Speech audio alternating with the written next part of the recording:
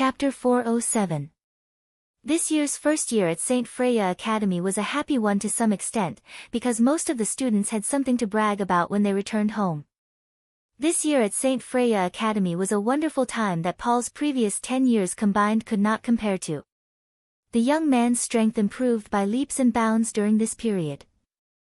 He stood out in the Challengers Cup, the biggest stage for young people in Shia, and even won the medal of the top 32.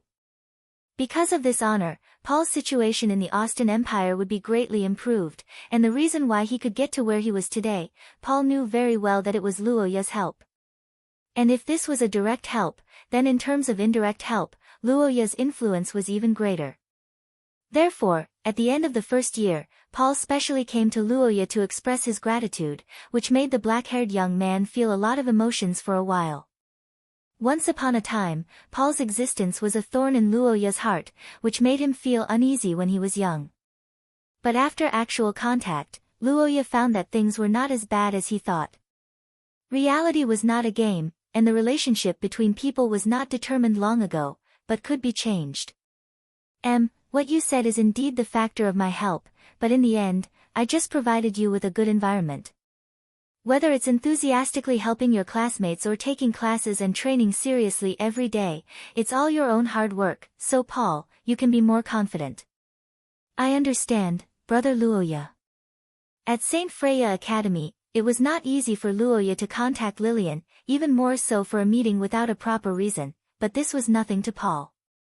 Under such a disguise, no one would have thought that Paul's real job was actually a spy agent, the kind that arranged for leaders to meet. I didn't expect senior sister to choose to meet here, isn't it a little too revealing? Don't worry, I've already asked the Magician Legion to set up a barrier around here, the people outside can't see us. Hee, you miss it very much, right? Don't you think it's very suitable as the place where we met for the first time and the last time before the holidays? Luoya nodded as he listened to the girl's words. More than half a year ago, Luoya and Lillian had met here for the first time. They had looked at each other from afar and were ready to fight. At that time, Luoya was a problematic student in the eyes of Lillian, who was in charge of maintaining order. Luoya was always on guard against this genius of the Aikman family. Thinking about the same thing, the two looked at each other and smiled tacitly. The purple-eyed girl looked at the setting sun and lifted her hair by her ears as she sighed. Okay. You have to take care of yourself during this time. There shouldn't be any problems in the Austin Empire, right? This time, Lillian, who was originally the favorite to win the championship, didn't win the Challengers Cup. The girl also had two good brothers who couldn't wait for her to die. It was impossible for Luoya not to worry about her after being away for so long. Don't worry. I'm not at the point where I need you to worry about me. It's just a small matter. Lucas and Aubrey can't do anything to me. Besides, have you forgotten that there's Paul now? After getting a good ranking, my brothers will probably target him. So, although the pressure on my side seems to be great, it's actually less than in previous years. Luoya blinked in surprise after listening to Lillian's explanation. He didn't expect that the consequence of him helping Paul would be saving the country in a roundabout way. This time, when Paul returned to the country, some political adventurers and guys who liked to bet on both sides would probably find him. In addition, as a male, Paul's danger level in the eyes of his two brothers had risen sharply. He might even become their primary target. With this thought in mind, Luoya looked at Lillian and felt a little relieved. Then, he informed the girl about the progress of Estrad's matter. Lillian, who heard that Wilhelmina was willing to move around the knight's country for this matter, breathed a sigh of relief and said that she was willing to help if necessary.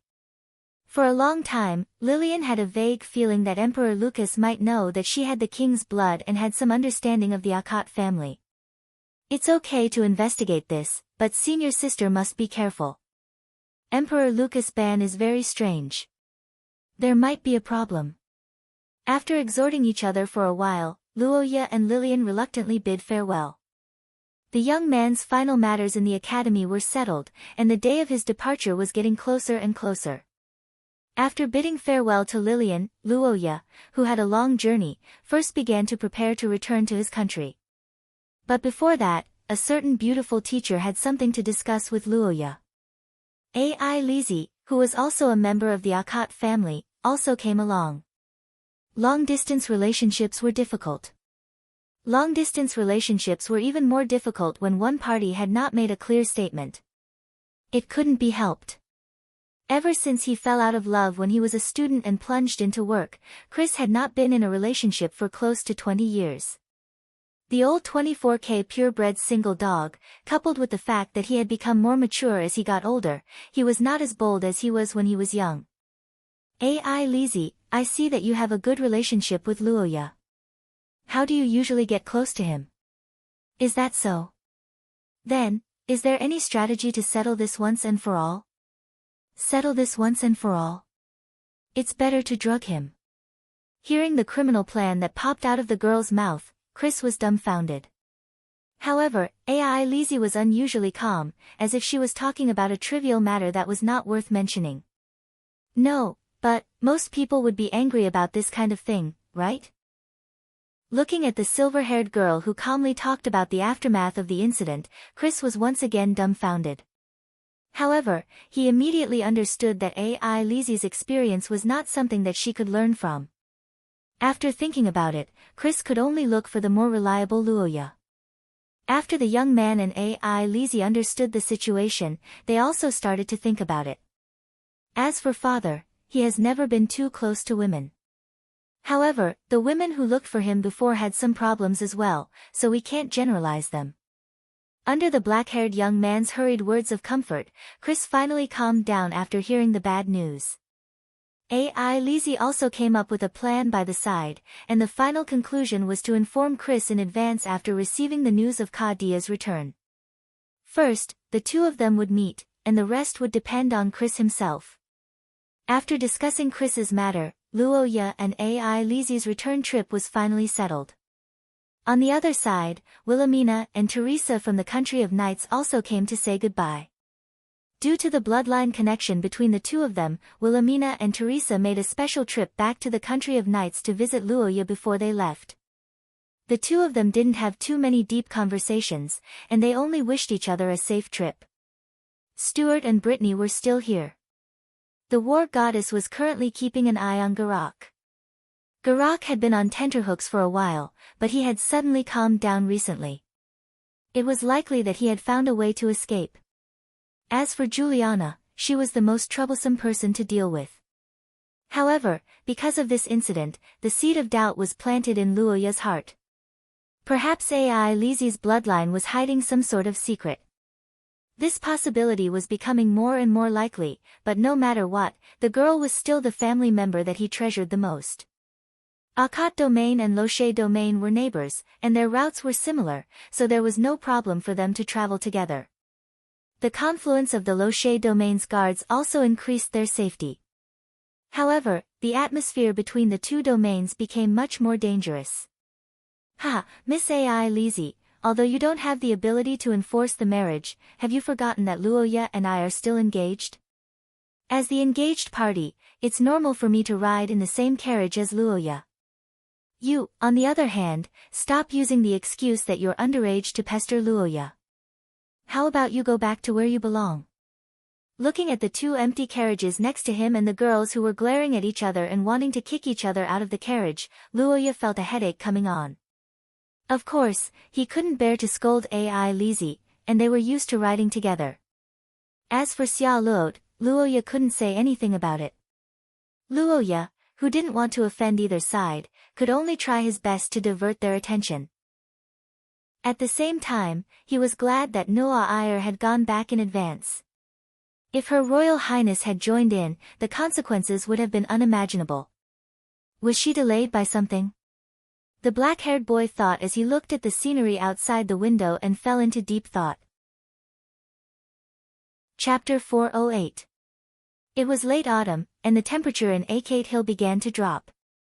People who were engaged in agriculture became busy, and the merchants between the cities also stepped up their transportation before winter. The number of carriages and patrolling soldiers gradually increased, but most of them had smiles on their faces. As for the soldiers, Achates Hill's financial situation had improved in recent years, and the entire Shia army's salary had improved as a whole. The soldiers who were responsible for maintaining law and order naturally had their salaries increased. Of course, there was another news that spread to Achates City with Luo Ya's return. That was the news that the boy won the Challengers Cup. This news was also explosive. Even in Achates Hill, which was far away from the kingdom of scholars, many people knew the importance of this award and the honor it represented after hundreds of years of publicity. People were flowing on both sides of the road, and the whole city was decorated with lanterns and streamers. When Luoya, who had just arrived in the city, saw such a scene, the boy thought it was a coincidence that there was a festival. Later, when Anna came to greet him, he finally realized that this was specially prepared to welcome him. "You misunderstood, young master. Although this event was prepared by the mansion, the people came spontaneously. Most of the expenses were paid by us. Everyone welcomes your return from the bottom of their hearts. The announcement of the celebration has been released a week in advance, so it did not affect normal business activities, nor did it cause traffic congestion. Moreover, the expansion of the city gate that you left behind before you left has been completed, so the side gate is enough to deal with emergencies." 1 second. Remember, after listening to Anna's explanation, the boy couldn't help but nod. After thinking for a moment, he stood on the carriage and waved to the crowd. The people on both sides saw this and cheered. Looking at the excited response and the smiling people, Luo Ya's exhaustion from a month of travel was swept away, and his heart was unprecedentedly warm. The black-haired boy arrived at the familiar mansion under the warm welcome of the people. Looking at the door in front of him that was opened by the servants, Luo Ya felt a lot of emotions. Due to Xia Luo's status as the fiancé, Ai Lizi, who couldn't win against the young lady, had no choice but to retreat strategically and switch from offense to defense. On the other side, it was rare for Xia Luo to not be obstructed by her old enemy, Nuair. She also seized the opportunity to attack, and this was reflected in the fact that Luo Ya's carriage had become the busiest place in the entire convoy, with the two girls repeatedly entering and exiting it. The second half of the journey was pretty good after the girls stopped fighting. Luo Ya even took out 2 days to go hunting with the two of them. However, the process of hunting made the youth quite speechless. However, when it came to Xia Luo and Ai Lizi, the hunting became a demonstration of their skills. The reddish-brown-haired girl closed her eyes and threw a gold coin on the map to mark the hunting area. Then, Ai Lizi released a silver bird to scout the area, and finally, a spell was cast to settle it. Luo Ya wasn't surprised by the girl's achievements, but to the soldiers and guards, the two girls' abilities were quite amazing. After a series of operations, the team was overflowing with joy. Facing the proud girls who came to show off their achievements, Luo Ya could only praise them. Originally, the young lady wanted to accompany Luo Ya all the way to Achates Hill, but Luo Ya unexpectedly sent a letter urging them to hurry up. Both Luo Ya and Xia Luo were a little puzzled, but then the girl seemed to remember something. After comforting Luo Ya, she left in advance. In fact, Luo Ya was the same. When they were a week away from Achates Hill, a messenger in the convoy left in advance to inform Kadia. For the two who rarely spent time together, this holiday was a rare opportunity to get together. Life in St. Freya's Academy may be colorful for him. The glory of being the champion of the Challengers Cup also made him unparalleled in the limelight in Leinster, but these were not important to Luo Ya. Luo Ya liked the smell of paper and ink in the study of Achates Mansion. He liked the afternoon sunset in the bedroom where he grew up. He liked the refreshing tea that Anna brewed for him in the early morning. Perhaps these were not worth mentioning in the eyes of others, but to him, they were a portrayal of his daily life and a peaceful place to belong. Leaning against the back of the chair in the dining room, Luo Ya carefully tasted the black tea in his mouth. Behind him, Anna stood quietly in her maid uniform, telling the young man about the progress of Achates Hill. The silver-haired girl sat quietly by the side and listened. Before Luo Ya knew the details, Ai Lizi wanted to hear the young man's honest evaluation from the heart. This was also an important reference for the girl to measure her value because Ai Lizi could not accept that she was useless to her brother. Chapter 409. In the dining hall of Akkad Mansion, the black-haired boy frowned as he listened to the maid's words. Beside him, Ai Lizzie also put down her teacup in surprise. Her heart was filled with questions. For a long time, Noah Iyer had attached great importance to the exchange of letters with Luoya. Every month, she would send 2 letters. This was a mandatory task that Noah Iyer had put forward. There was no limit to the number of letters. It was said that it was necessary to ensure safety. Of course, most of the content had nothing to do with safety. It could be said that Noah Iyer relied on a long time of persistent correspondence to suppress Ai Lizzie's many schemes. Every weekend, when the letter from the Holy Capital arrived, Ai Lizzie would grit her teeth, but there was nothing she could do. Because of this, Noah Iyer attached great importance to letters. Needless to say, Luoya's birthday, even if it was an ordinary holiday, they would still write to greet her. This time, the boy had won the Challenger's Cup and returned, bringing glory to the entire St. Meister Empire. How could Noah Iyer not write a letter to congratulate her? The reason Noah Iyer returned early this time was because of the awakening of her bloodline. Considering the safety issues and the many possible consequences, this matter had not spread. Adhering to the principle of keeping secrets, Luoya didn't even tell Ai Lizzie, so the girl didn't know about it. However, Luoya, who knew, was very worried. Writing a letter obviously didn't require a lot of energy or physical strength. Noah Iyer couldn't be indifferent after learning that Luoya had won the championship. She would write a congratulatory letter no matter what, but under such circumstances, the boy didn't receive a letter. Could it be that something happened to Noah Iyer? Young master, there is indeed no letter from Noah Iyer in the recent period of time, but this is very likely due to the traffic in the Holy Capital. That's right. Because winter is coming soon, the Holy Capital is organizing an accelerated autumn harvest to make the last supply run to Tucker Fortress. During this period of time, the traffic over there is rather chaotic, so it's inevitable that the letters will be delayed. Hearing Anna's words, the black-haired youth who didn't know much about the situation in the Holy Capital finally heaved a sigh of relief. After thinking for a while, he decided to wait. In theory, Noah Iyer's safety was guaranteed once they entered the theocracy. In the country where the Vatican was located, there was no force that could threaten Noah Iyer, nor was there any force that dared to do so. Any cult that dared to do so would have been eradicated 1,000 years ago. Although there was something wrong with Earl Eric's family, Heathcliff and the Akate family were currently in an alliance. Brian wouldn't dare to act rashly, and from the perspective of benefits, attacking Noah Iyer was meaningless. Moreover, even if these were not mentioned, in terms of influence alone, if the Eric family had really revealed their true intentions, the church would have been in chaos long ago. How could it still be so calm? No, it's nothing. Ha, it's itchy. In the current situation where there was a serious lack of information, in theory, there was no need to be overly worried. Luoya did have a bad feeling in his heart, but the youth didn't want to affect the atmosphere at home and make Ai Lizzie, who had just returned home, nervous. In the next few days, Luoya and Ai Lizzie entered a period of recuperation after a long journey. They didn't go out much.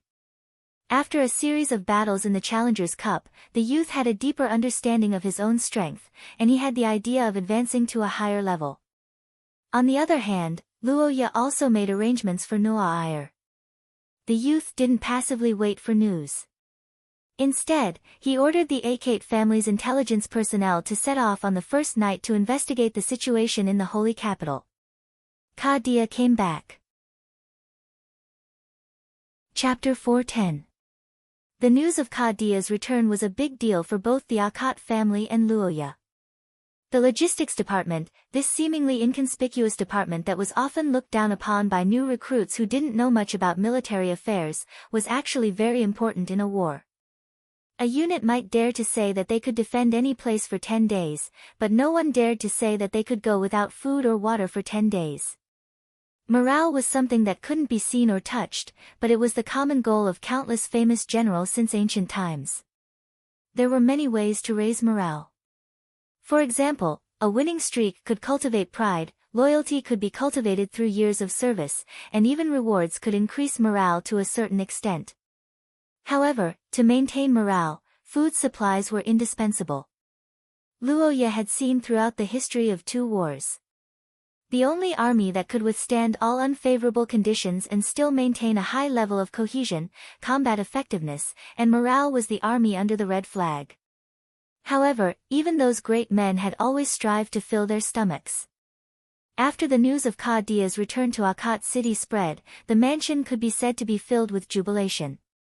After Ka Dia, Luoya, and even Ai Lizi left one after another, Akat mansion was deserted for a long time due to the absence of their masters. Even the servants were a little uncomfortable, and the family's chef had been unemployed for half a year.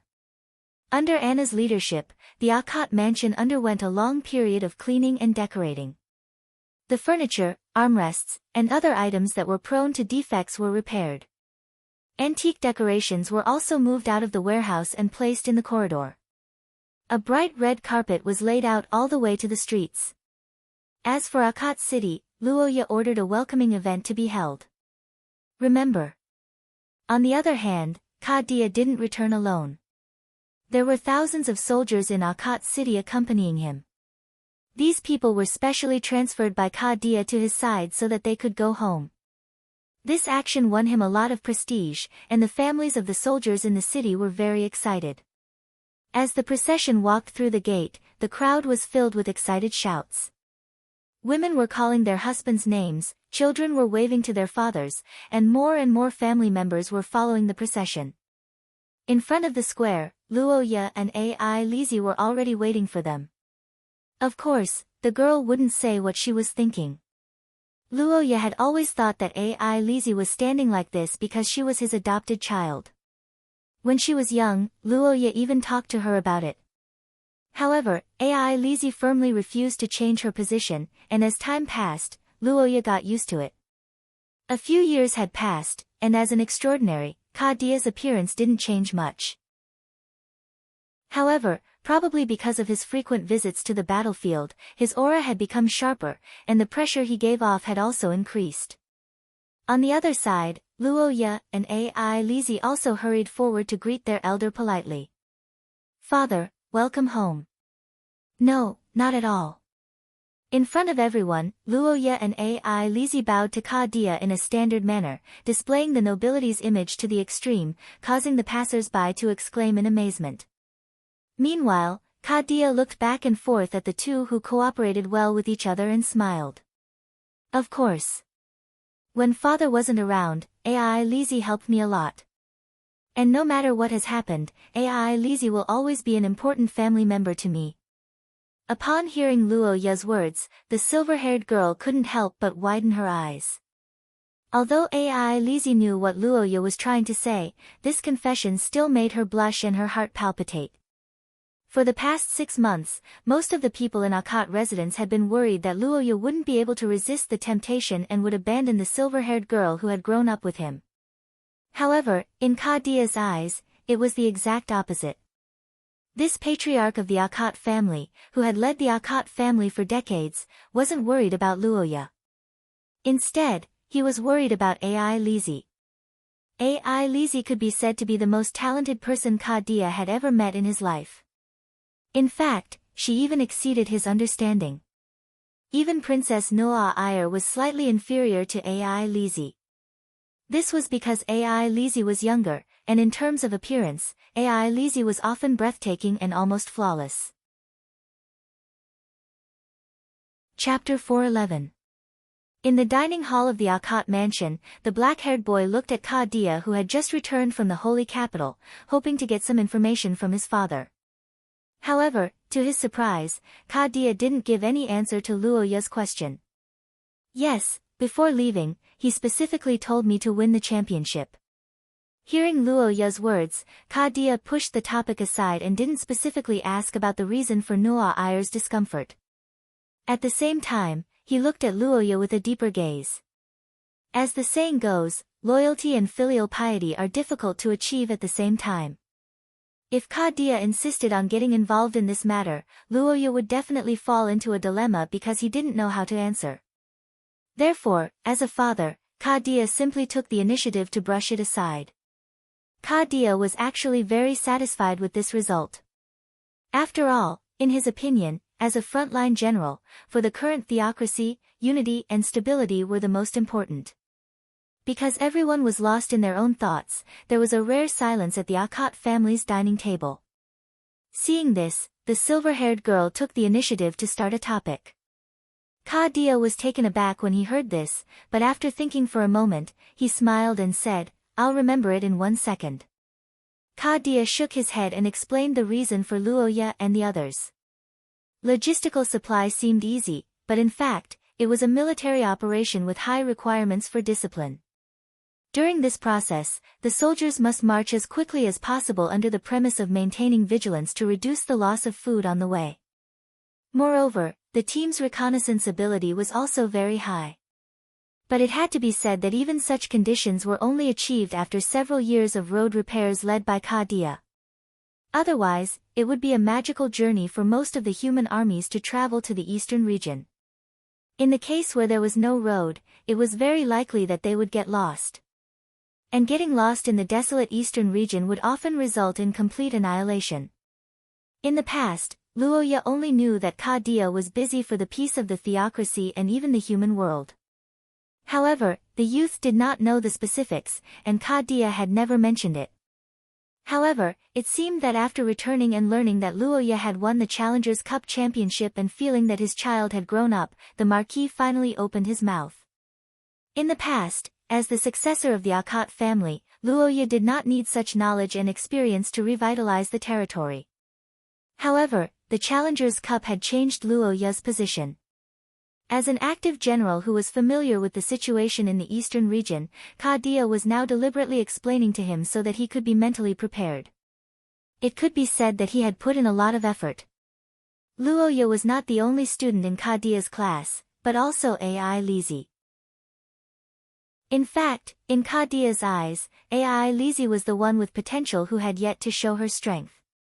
With the girl's talent, once she entered St. Freya Academy and entered the public's eyes, she would definitely become one of the future hopes of mankind. It was beneficial to supplement her knowledge in advance. Anna, the trophy. At Luoya's command, the maids respectfully brought the Challengers Cup inlaid with a pedestal to Ka Dia. The Marquis looked at the trophy that he was fortunate to see once decades ago, and his face flushed with excitement. That failure had a great impact on Ka Dia, making him more diligent in his youth. After a few years, he finally made a breakthrough in his extraordinary power. To a certain extent, the Challengers Cup was a competition that stimulated Ka Dia's ambition. Reaching out and stroking the 56 precious and small gems on the trophy, the middle-aged man's heart was filled with pride. He was happier than if he had won the prize himself, especially when he saw the words and signature on the back of the trophy. These words are only for the winner of the 56th Challengers Cup. Good, very good. By the way, Father, Teacher Chris may come to visit in a few days. She is an old acquaintance of yours from the academy, right? I wonder if it's convenient for you to meet her. The middle-aged man replied resolutely to Luoya's question. On the other side, Luoya and Ai Lizzie looked at each other and breathed a sigh of relief. No matter how good their relationship with Teacher Chris was, they had to respect their father's opinion. This was the bottom line of Luoya and Ai Lizzie as children. Fortunately, Ka Dia's impression of Chris was better than expected. Coupled with the bonus of the Challengers Cup championship, this might really be a chance. I understand, brother. Leave it to me. Silently cheering for their teacher in their hearts, Luoya and Ka Dia talked about their experiences in the competition for a while. It was late at night when the three of them returned to their rooms to rest.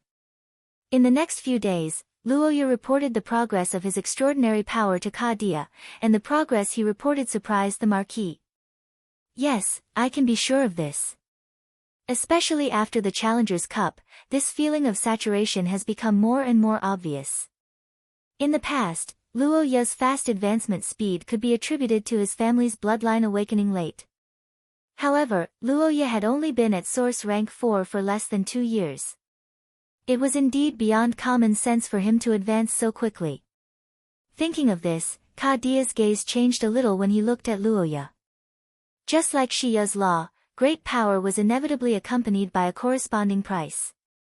Luoya's extraordinary power advancement was godly, so the risks he experienced were far from what ordinary people could compare to. However, these youngsters had never mentioned this to him. If Luoya had not understood things on his own when he was young, and if Luoya had not overcome many difficulties without guidance, Kadia might have regretted it for the rest of his life.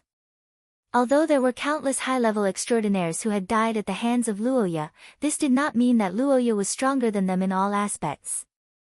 In fact, most of Luoya's leapfrogging kills were done in the historical fragments.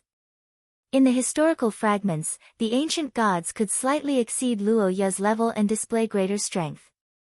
Under such circumstances, Luoya wanted to find an experienced high-level extraordinaire to guide him, and Kadia, as a veteran powerhouse of the second level of source rank, was simply the most suitable candidate. Through the explanation, Luoya also discovered the gap between himself and Kadia. While listening to the lecture, Luoya also understood Kadia's strength to a certain extent.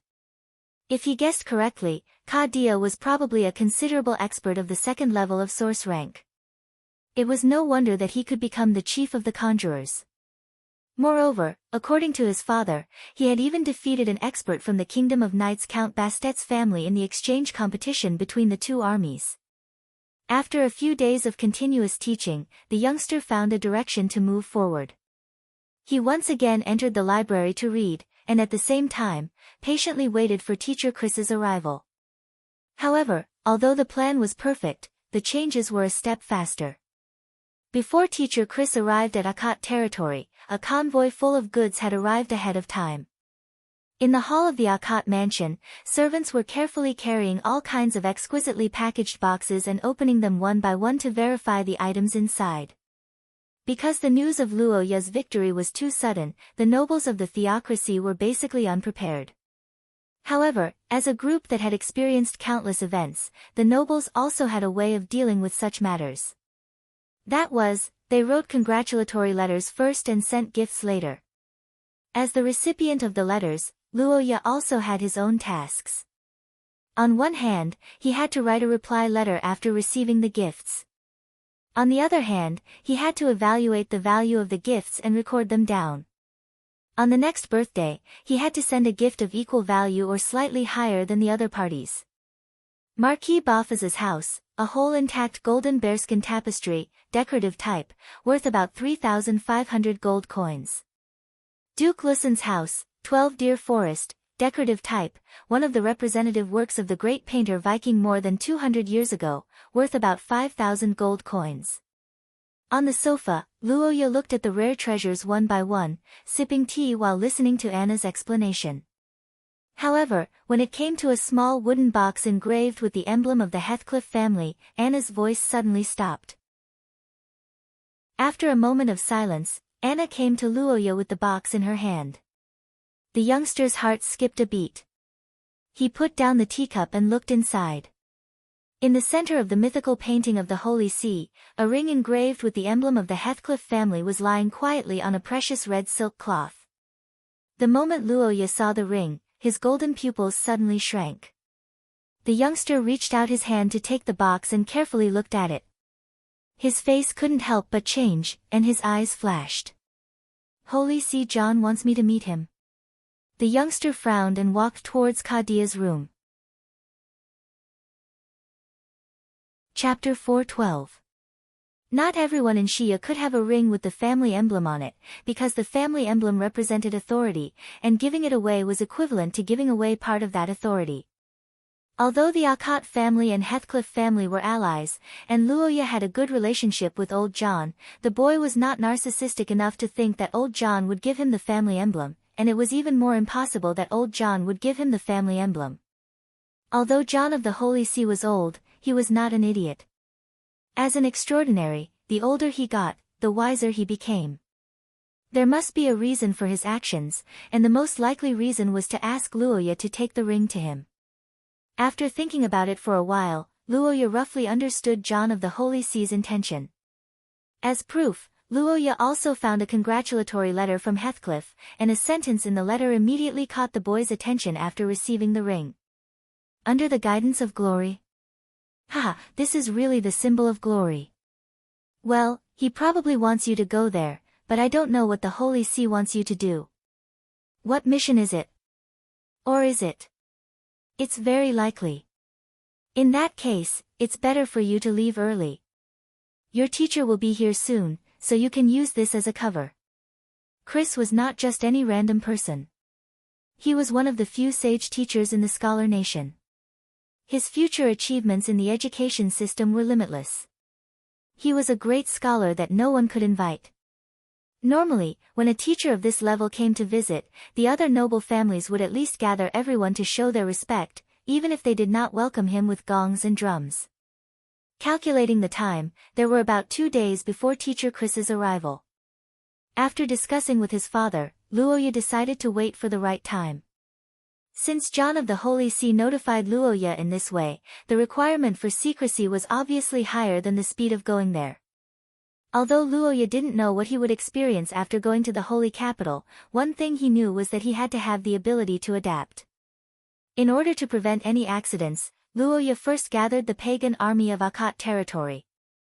Since they hadn't been in Akkad territory for a long time and hadn't fought in the country, the pagan legion didn't attract too much attention.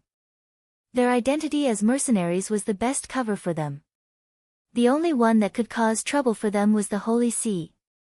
But in Saint Maester theocracy, which church would dare to cause trouble for Luoya? Under such circumstances, no one with a normal level of intelligence would bother Luoya. In fact, when they were in the north, the people of the Holy See had turned a blind eye to the measures taken by the Akkad family. Of course, although no one would cause trouble for them, the concealment of the pagan army wasn't up to standard. The most important thing for them to go to the holy capital was concealment. Fortunately, Luoya had some ways to deal with this. The Sorofia Chamber of Commerce in Saint Maester theocracy was the most important area of the Sorofia family other than Luoya's main store. The president of the Sorofia Chamber of Commerce in the holy capital, Alvin, was an old friend of Luoya. At that time, Alvin was optimistic about Luoya's future influence in the theocracy and provided him with a lot of help. After the marriage between Luoya and Xia Luot was announced, President Alvin looked at Luoya as if he had seen a treasure. During the holidays, he would think of ways to send gifts to him. During the development of Akkad territory, he also contributed a lot. Every year from late autumn to early winter was the peak period for the various chambers of commerce. A large number of crops needed to be transported to the city to provide for the needs of the people in the city during winter. In order to speed up the circulation and stabilize the prices, several large chambers of commerce had signed an agreement with the theocracy. Under such circumstances, in order to make up for the low sales and transportation costs of the chambers of commerce, the theocracy issued a 2-month pass. The purpose of this pass was to reduce customs duties, reduce customs procedures, and exempt from searches. This was what Luoya needed the most right now. After thinking for a while, the black-haired youth sorted out a plan and began to prepare in an orderly manner. Time passed little by little as Luoya's preparations were completed. Until Chris's arrival. Chapter 4:13. A month's time. Perhaps it was because Luoya's expression was too solemn, or perhaps it was because Arvin himself had confidence in the Holy See, the middle-aged man added after this sentence. Well, I understand. Thank you for your help, President Arvin. The middle-aged businessman responded to Luoya's gratitude with a smile. His amiable look made people like him even more. The black-haired young man shook his head and sighed at the wily old fox. At the same time, he felt a little relieved. Noa Iyer was the princess of a country. If something happened to her, too many people would be implicated. It was almost impossible to hide it. Since the Sorofia family said that nothing major happened to the Holy See, then the situation with Noa Iyer must still be under control. Luoya had the system, so he did not suffer much in the aspect of bloodline. However, many ordinary extraordinaries had to endure great risks and pain to upgrade their bloodline. Being bedridden for a month was already considered good. There was even the risk of failing the upgrade and losing their lives. If it were someone else in this situation, Luoya would probably think it was normal to not see him for 3 months, let alone 1 month. After all, compared with the power brought by the golden bloodline, anything was possible. However, everything was different when this person was a blonde angel. With a silent sigh, the black-haired young man entered the Chamber of Commerce to rest under the guidance of President Arvin. At the same time, he quietly waited for the arrival of the knight. With the royal family emblem ring, one could indeed meet John of the Holy See directly. However, if the operation was carried out secretly, it would naturally involve methods and methods. In the Holy City, the entire Holy See and the various departments of the palace had dozens of different organizations. Some of them were well known, while others were obscure. However, if Luoya wanted to meet John of the Holy See in secret, there was only one choice. The Inquisition, the headquarters of the judges. Most of the people in it were fierce, but they were also some of the most devout people because they were the warriors on the front line of the battle against the cultists. As part of the church's regular army, the inquisitors faced far more danger than the ordinary army of any country. Ordinary soldiers fought on the battlefield, but to the inquisitors, they lived every moment of their lives on the battlefield. The number of inquisitors who died on the battlefield might not be more than the number of inquisitors who were assassinated silently in their daily lives. This was the consensus of the Inquisition. Every year, there would be new inquisitors who died outside of the battlefield due to carelessness. But even so, there would always be more inquisitors. Luoya had a very high respect for these warriors who had silently contributed in the darkness. Some of them had concealed their identities and were reclusive. Some of them had sinister and distorted faces because of the vicious curses. However, the nobility of the soul couldn't be limited by the physical body. In Luoya's eyes, they were all light. Only in such a place could he be assured to come. The Inquisition was an organization directly under the Holy See and was directly responsible to the Holy See. Moreover, the inquisitors in the Inquisition were all military personnel. The importance of military secrets far exceeded that of other departments. If Luoya was John of the Holy See, he would definitely instruct the people here to contact him. The Inquisition was different from other organizations of the Holy See. There was no one guarding the entrance. In other words, there were no visible guards at the entrance. "Sir, please state your name, show me the relevant items that can prove your identity, and tell me the purpose of your visit," the young man said as he took off his hood and took out the identification card that he had prepared in advance. As he expected, the inquisitor at the entrance didn't show any surprise at Luoya's arrival. In fact, when Luoya heard his name, the inquisitor let down his guard. Yes. Today was different from the past. After winning the Challengers Cup, Luoya's influence had skyrocketed. He had already become one of the representatives of the Holy Mestre Empire. His relationship with the royal family was also very close. It could be said that he was an upstart in the current era. And it was obvious that Luoya had already discovered them. If the young man spoke, even the inquisitors who were used to seeing storms and waves wouldn't be able to continue monitoring him. As time passed, the feeling of being watched by the young man gradually subsided. Not long after, the guard at the entrance returned and led Luoya into the depths of the Inquisition.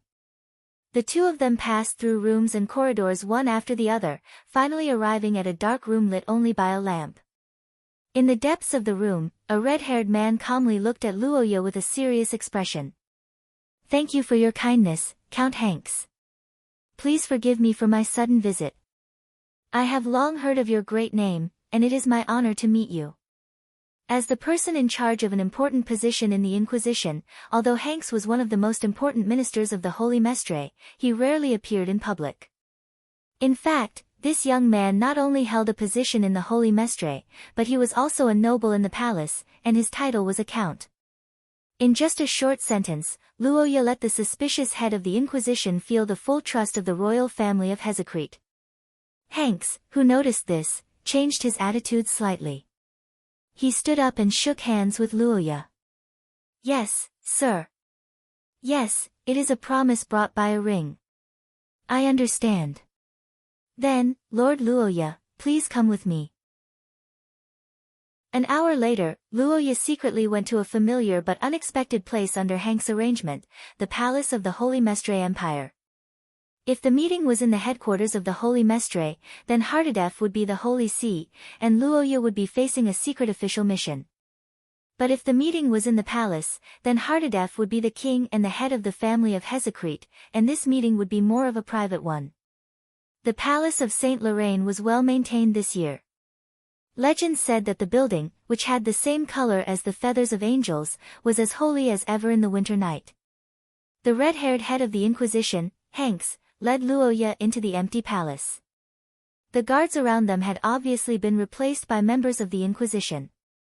From the perspective of having a close relationship with the royal family, Hanks, as a noble in the palace, should be close to Luoya. But for more than an hour, Luoya felt that Hanks was observing him more, and even a little wary of him. This word appeared in the youth's mind and he raised his eyebrows, but he didn't care too much. After all, skepticism was the judge's way of protecting themselves. If Hanks was so close to him that he couldn't wait to be sworn brothers, Roja would find it strange. I understand. Thank you for escorting me, Count. After tidying up his appearance and signaling to the guard at the door, the golden and mahogany door finally opened slowly. Luoya strolled into the room, found a guest seat, and sat down. He looked at the exquisite decorations on the wall and waited attentively. Not long after, the door between the thrones opened, and a white-haired old man walked into the room. Well, child, it's just the two of us here. You don't have to be so polite. Grandpa Hardadef, we haven't seen each other for half a year. How are you? The old man and the young man, who had not seen each other for a long time, exchanged a few pleasantries. The atmosphere was like that of a child returning from school and a grandpa next door, and Luoya was filled with emotions. Luoya cherished this kind of relationship between a senior and a junior. Looking at the smile on the old man's face, the black-haired young man finally felt a little more at ease. With this thought in mind, Luoya reached out and took out a wooden box, placed the ring with the Heathcliff family crest on the table, and then smiled bitterly. Originally, after you won the Challengers Cup, I wanted to invite you here openly. But something happened halfway, so I had to reduce the attention on you and make you come here secretly. It's my fault that you, the hero who won glory for the theocracy, didn't receive flowers and applause. Outsiders? That's not necessarily true. In fact, it was also Her Royal Highness' order that I won the Challengers Cup. But after returning to the country, I heard that Her Royal Highness hasn't shown up in public for a long time, and I couldn't contact her through letters. Grandpa Hardadef, may I ask what is the Nu'a Ire, child? I know your concern. This is the reason why I asked you to come to the holy capital. Counting the days, Nu'a Ire hasn't shown up in public for more than a month. It's inevitable that people are worried. Sensing the seriousness in the old man's words, Luoya couldn't help but raise his own speculation. Unexpectedly, the sanctum went silent. A bad premonition. The white-haired old man recalled the girl's situation and sighed. He looked at Luoya with a solemn expression and said, Nu'a Ire is turning into an angel. Chapter 4:14. Saint Lorraine was as quiet as ever. The night breeze of early winter blew across the heavily guarded palace, and the cold wave was filtered by the warm current. However, in the meeting room next to the throne, the black-haired young man could still feel an inexplicable chill. Slowly digesting John's words, the black-haired young man's face gradually stiffened. Grandpa John, the so-called angelization is, the white-haired old man roughly explained to Luoya the principles and difficulties of the bloodline promotion of the Heathcliff family, as well as the contradiction of power in Shia. Angels were the right-hand men of Shia in ancient times. Their power could be said to be worthy of the title of God. Now, countless years later, although Heathcliff had become the manager of the Vatican with the bloodline left behind by Shia, he had never stopped exploring his own power. At that time, Heathcliff thought that the power of angels was a huge treasure that could be exploited infinitely.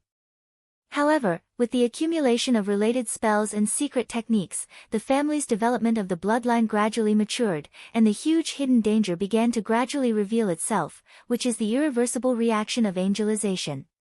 Angelization sounded like the ultimate form of the angelic bloodline, and in fact, it was true in terms of bloodline purity.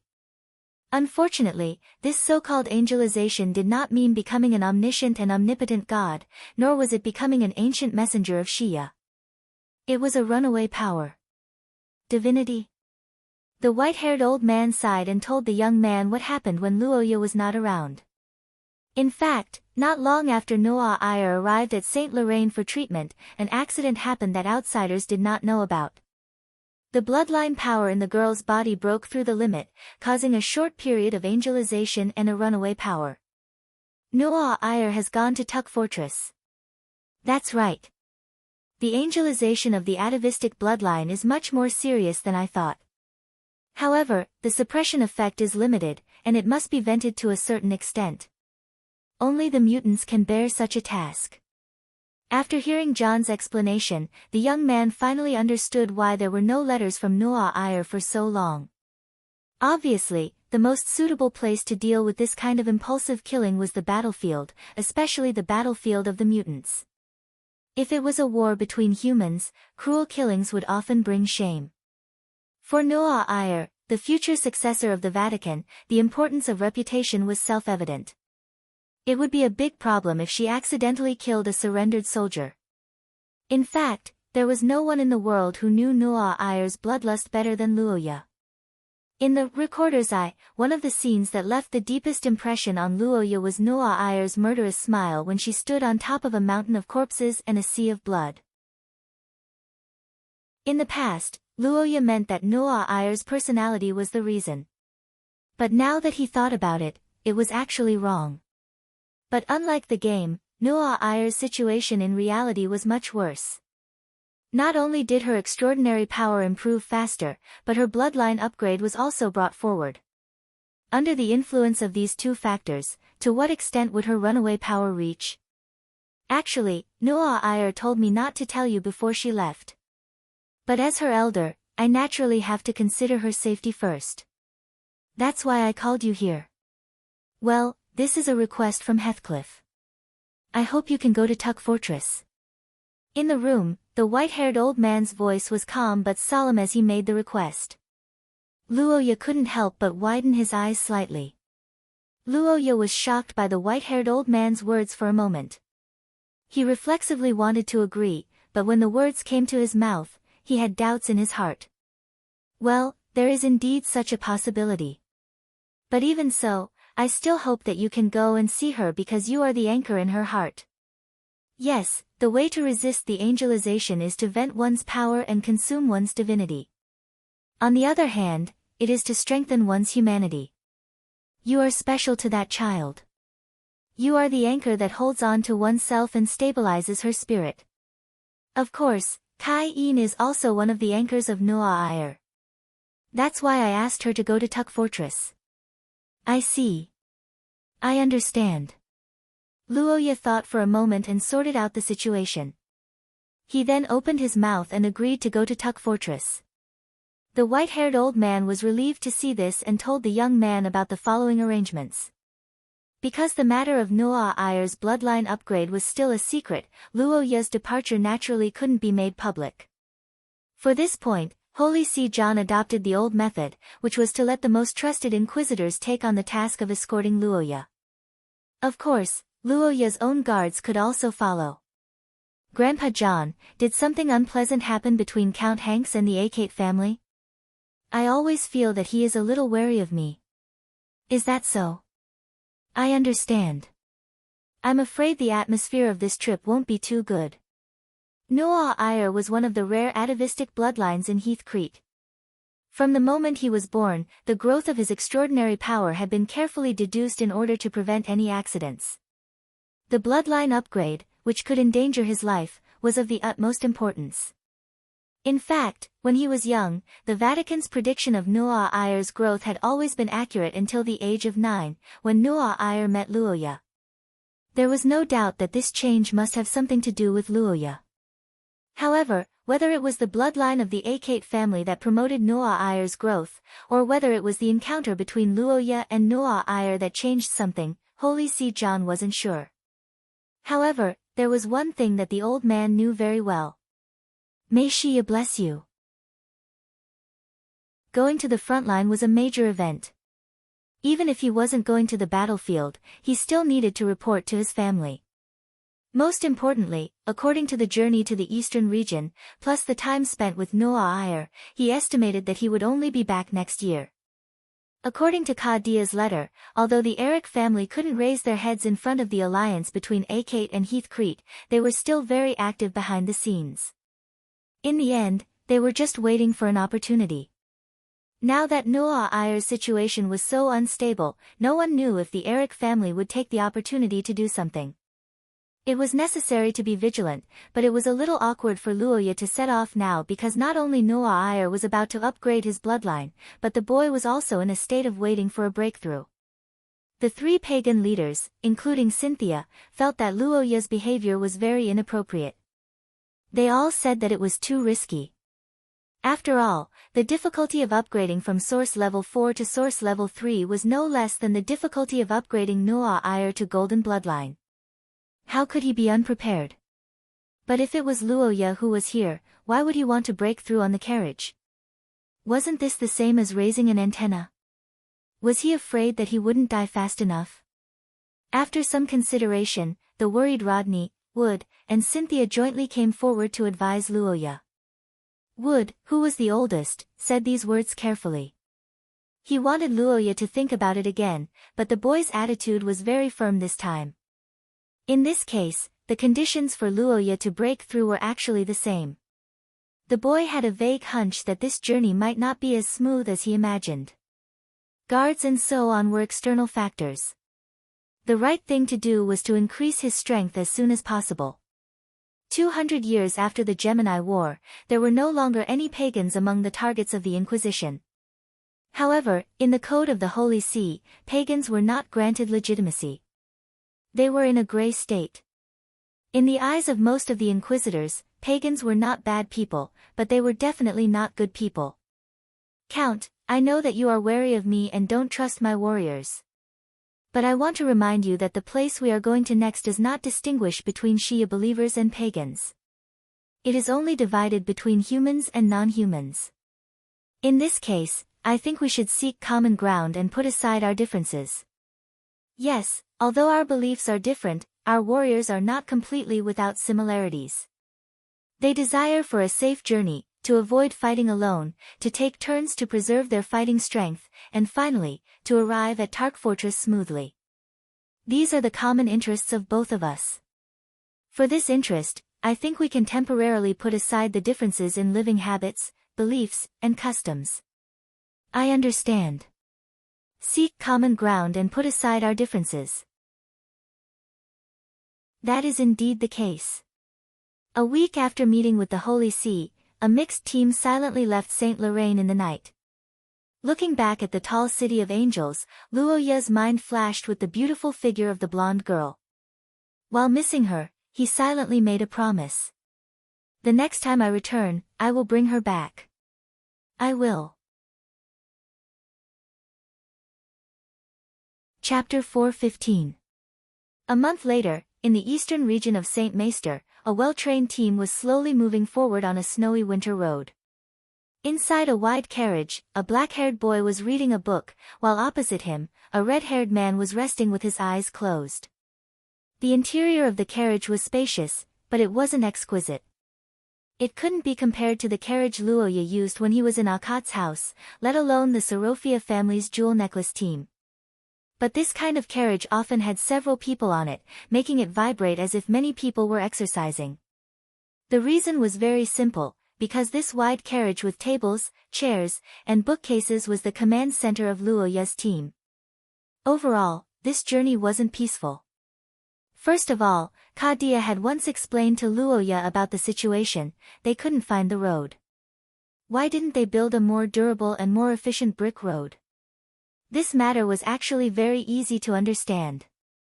To put it bluntly, the amount of work was too large, and they didn't have the money and time. The most important thing was that there were no merchants passing by, so there was no profit.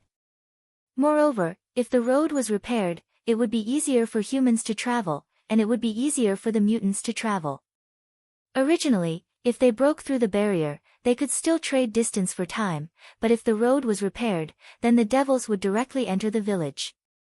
Whether it was summer rain or winter snow, the traces of the road would be temporarily erased, and even in autumn, the foot-deep fallen leaves would make it difficult to distinguish the road. 1 second to remember. Trace detector, price, 50,000 points. Regarding Luoya's foresight, Hanks and the others from the Inquisition felt ashamed, but no one thought that this was just the beginning. The monsters in the eastern region weren't afraid of humans, and they were fierce. Once they set their eyes on their prey, they would follow them for a long time. For more than a week, Luoya and the others almost didn't have a good night's sleep.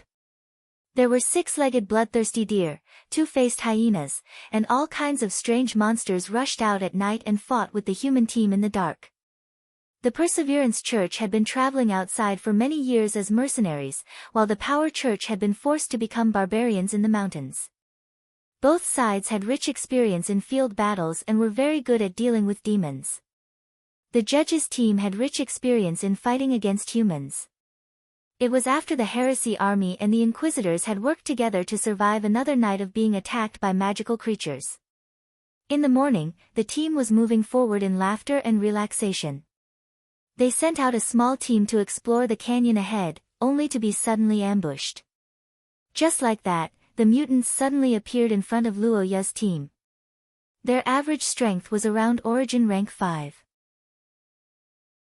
Their bodies were white and green, and their faces were similar to humans but slightly different. They had protruding teeth, sparse hair, and a ferocious appearance. After seeing the corpses of the mutants, even the solemn and silent Hanks changed his expression, showing a natural fear towards humanoid creatures. However, Luoya was rather calm, because he had seen similar scenes before. Why are you panicking? They'll die if they're killed, what's there to be afraid of? In terms of body structure, they were basically the same as ordinary humans. They knew how to ambush and use weapons, which meant that they had intelligence. However, they didn't retreat after attacking for a long time, which meant that their intelligence wasn't high. During the battle, Luoya heard strange cries, which should be the language of the mutants. From this, it could be seen that they had the ability to communicate.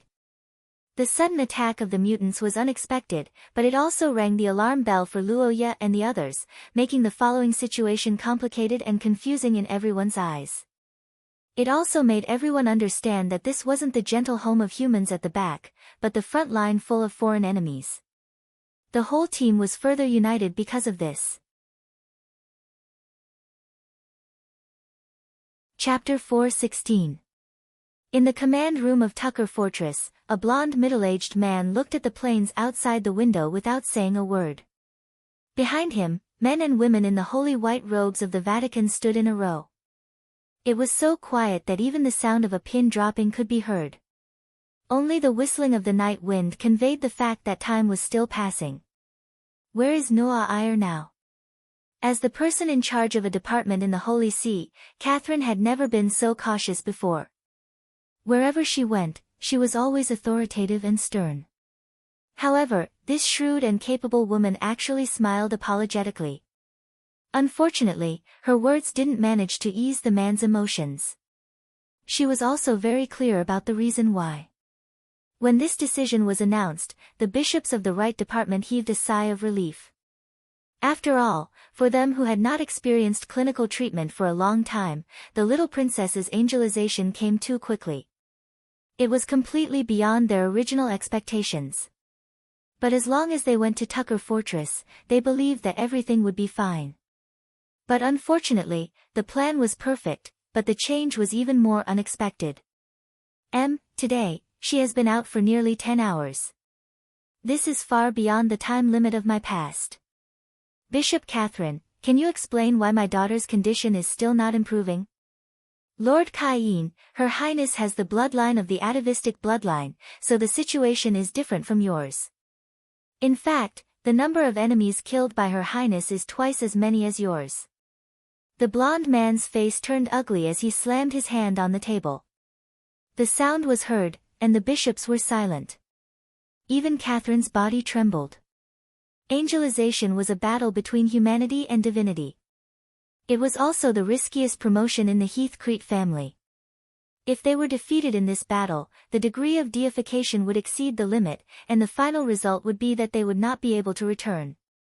The terrifying consequences sent chills down their spines. But after thinking for a moment, Catherine still stood up and insisted. Then what are you going to do? Are you going to let her soak in that damn ice lake for a year? What's going on? Did I say something wrong? Lord Kain, in fact, the ice lake's effect on Her Highness is very limited. It can only stop the erosion of divinity. It has no healing effect. His Highness' condition did improve today, but it wasn't because of the ice lake. It was because of the letter. After muttering to himself, the blond man couldn't help but widen his eyes. Then, he suddenly remembered one of the letters sent from the Holy Capital. Today's improvement is because of the letter. My lord, with Her Highness' current situation, we feel that her own will would be more effective than a massacre. For example, your company and letters from the people she cares about. After hearing the expert's suggestion, Prince Kain raised his head and looked ahead. He recalled Luo Ye's message and said resolutely, "That's right."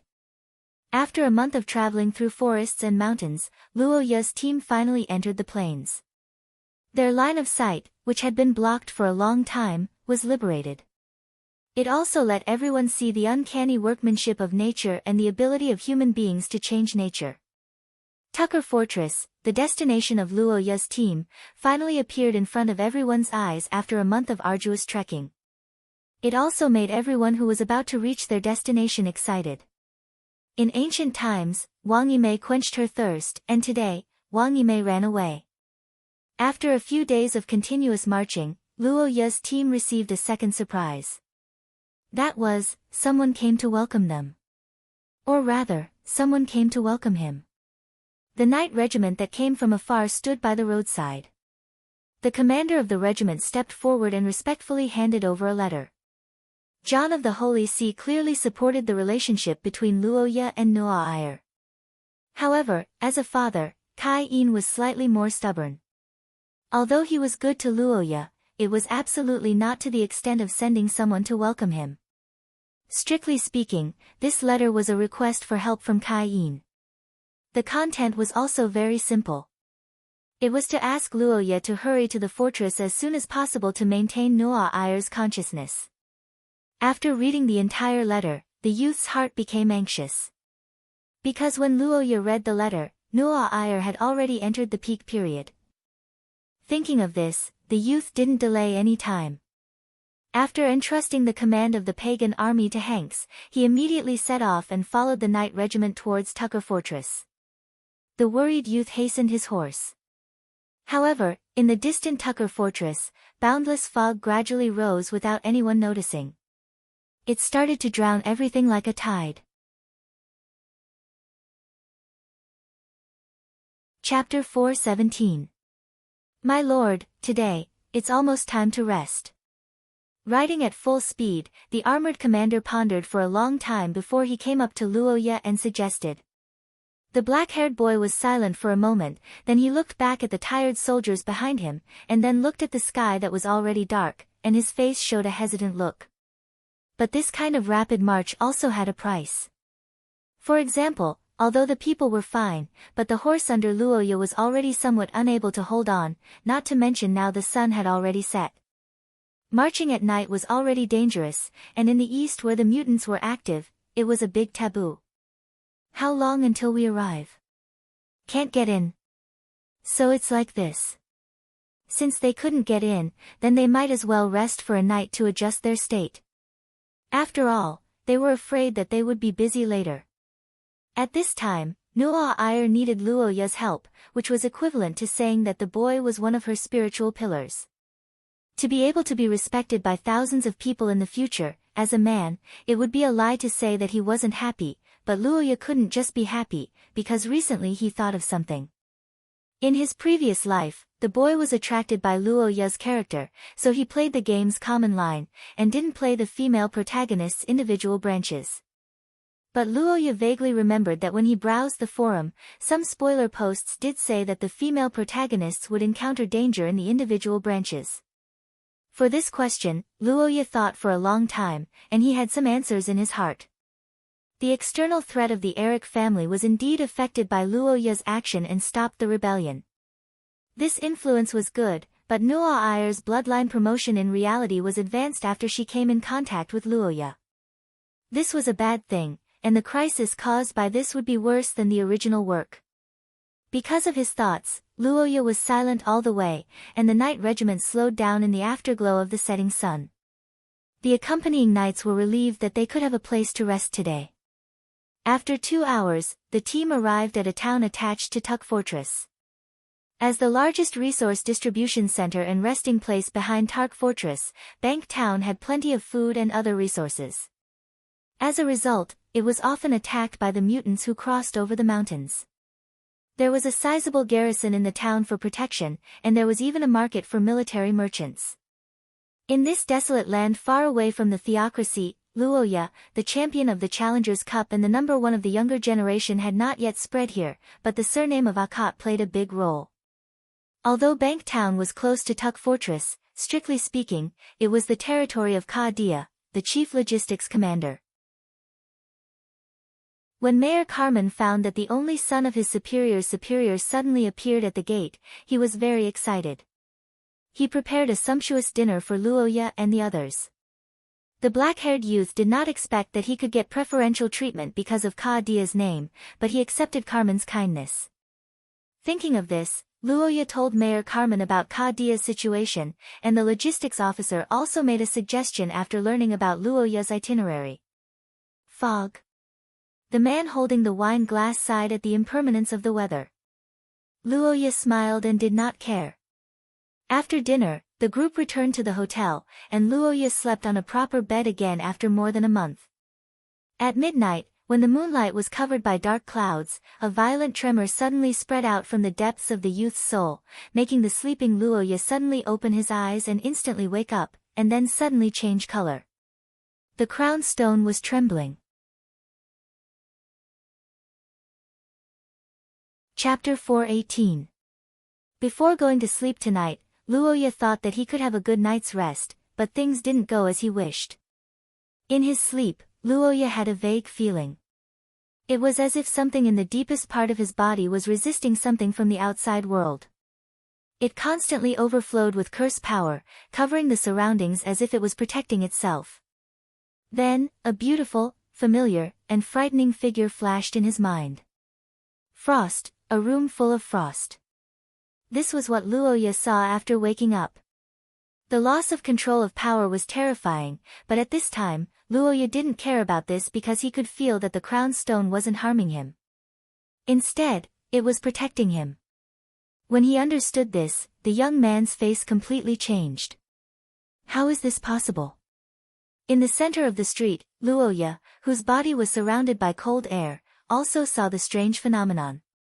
It was a white fog that connected the sky and the earth in the distance. It was as if the world was divided into two halves. It was spreading and rolling, and it was quickly approaching here. That fog is coming. The border guards keenly sensed the curse power in the fog and sounded the alarm. The curse signal flare rose into the sky and emitted a bright light and loud sound.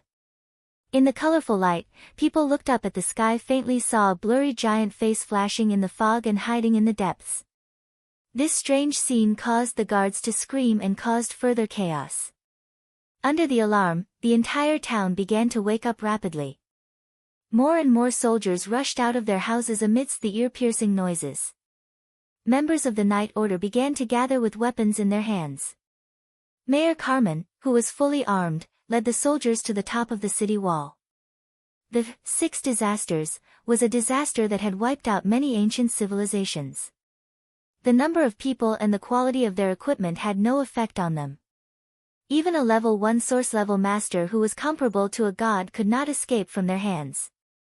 It was because of this that they were terrifying. As monsters who were enemies of humans, the mutants naturally wouldn't understand the special situation today. There was only one possibility for them not to come. On the other hand, the nearby creatures also reacted. The ground was gradually being devoured, and the sky was no longer visible. Looking at the strange silver mist that was slowly advancing towards the town, everyone was filled with fear of the unknown. While breathing heavily, Carmen gave the order to attack. However, no matter if it was arrows or spells, none of them had any effect on the mist. That person is. Step back. At this moment, the youth's figure was reflected in everyone's eyes. The archers put down their arrows, and the cursemancers also stopped their curses. Standing on the city wall full of soldiers, no one dared to make a noise, because everyone felt that when Luoya appeared, something changed. Everyone who was watching the young man held their breaths and observed the changes in front of them. They did not dare to speak, and in this silence, two colors of ice blue and dim yellow appeared on the young man's body. The sound of water vapor freezing and the sound of sand colliding was heard out of nowhere. He stepped forward, and his golden eyes burned like candlelight. He raised his head in front of the army and stared at the void. Time passed bit by bit. Luoya's curse was like a lamp burning brighter and brighter. The hazy figure of a beast formed by the frozen air began to faintly appear. An illusory figure also flashed behind the youth along with the angry roar of the wind. Under the influence of the power of the frozen earth, his expression was as calm and indifferent as if frozen in time. However, the light in his eyes told the monsters in the distance that he would never retreat. Retreat, retreat. Shiya above. Long live Lord Luoya. At the highest point, the black-haired youth who was listening to the cheers of thousands of people slowly retracted his breath. The frozen earth maker and the wind summoner disappeared, and the two colors of light gradually extinguished. However, in the golden eyes, endless worry filled Luoya's eyes. Collector, this was the only person who could not show his true face in front of him in the headquarters of the Appraisal Association. He was also the nominal leader of a large-scale organization hidden in the country under the control of the church. Just like now. Beside the candlelight at the end of the table, the collector's voice entered the ears of the man with a cold face. It seemed to come from afar, and at the same time, it was telling a terrifying truth. This is different from what you said a few years ago. In the darkness, the man's magnetic voice echoed in the space. It sounded like he was explaining and sighing at the same time. Then, why do I believe that I can succeed this time? Facing the cold face of the man at the end of the table, the collector raised his hands as if he was presenting the world in front of the man. In this era, the rhythm of fate has been disrupted. Although the existence of the Akkad family is special, they are far from invincible. Furthermore, this is your last chance. After all, the remnants of the Three Races Alliance have been stimulated by him, and they are about to break out of their cocoons and become butterflies. The words of the man in the darkness made Brian's expressionless face even more gloomy and cold. However, he had to admit that he had hit his weak spot. With the current situation in St. Mestre, if Princess Noa Ire broke through again, the nobles who were watching from the sidelines would completely lean towards the alliance between Heathcrete and Akkad. Brian's long-term plan would also be ruined. The man softly called out Brian's past name and spoke of his future prediction and advice. However, these words made the cold face of the man squint his eyes. Brian looked at the end of the table and asked calmly. The man's question was abrupt and went straight to the point. The collector paused for a moment, but soon after, he laughed. Perhaps that is the case, but isn't your understanding of that race too deep? You don't trust me? It's simple. It's because I have some connections with them. Yes, it was a long time ago, I see, so that's how it is. Then, I have no more questions. This is your last chance, and I accept it. The cold man turned around and left. Looking at Brian's departing figure, the collector didn't say anything else. It was only after the man's figure had completely disappeared that he muttered to himself again. In the silent room, the man looked at the untouched teacup in front of him and sighed. Then, he turned around and looked at the relief sculpture that he had obtained not long ago. Then this time, what are you going to do? From the tranquility of daily life to the sudden shock of facing the unknown, and finally surviving the crisis, the twists and turns of life made many people exhausted, but it also made many people see the current situation clearly. After the fog receded, Carmen and the other high-ranking officers on the city wall gathered together. In the middle of the crowd, the black-haired young man closed his eyes and calmed his breath. This was not a historical fragment, but the real world. In the face of the real ancient disaster, Luoya's ability could protect himself, but he couldn't protect everyone.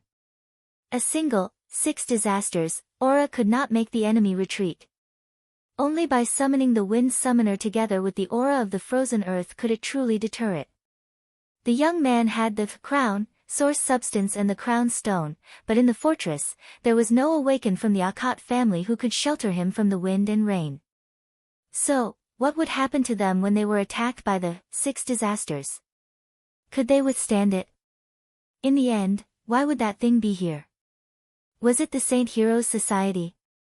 No, they should only be able to control the egg. The almost complete 6 disasters was not something that humans could control. In other words, Mother Goddess? Knights, follow me to support Tucker Fortress. The rest of you stay behind and immediately report the situation to the Holy Capital. After the fog receded, the road was silent. Only the cold night wind whistled. The cavalry was extremely silent along the way, and the soldiers looked dignified. Luoya didn't give any more orders. Everyone was fully alert, paying attention to everything in the sky and on the ground. Why, is there light? Wait, light? The young man's brain seemed to be frozen, and the reason was very simple. The sun rose in the east, but Tucker Fortress was also in the east.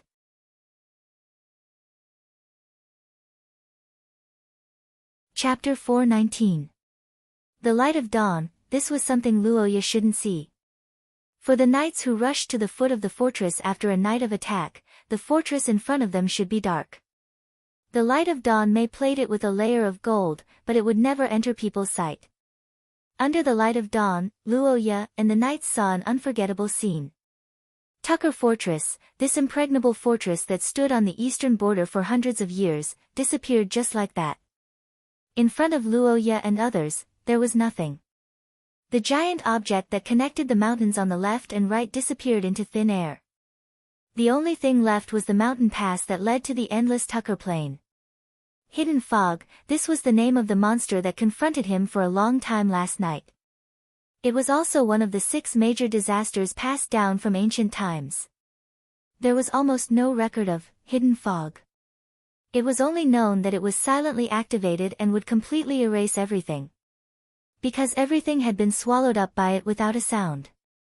1 second memory. Once the large-scale defense curse was activated, it would affect the magic of the entire area. It was impossible for Luoya not to notice it. There were no traces of arrows or attack curses nearby. In other words, it was peaceful here last night.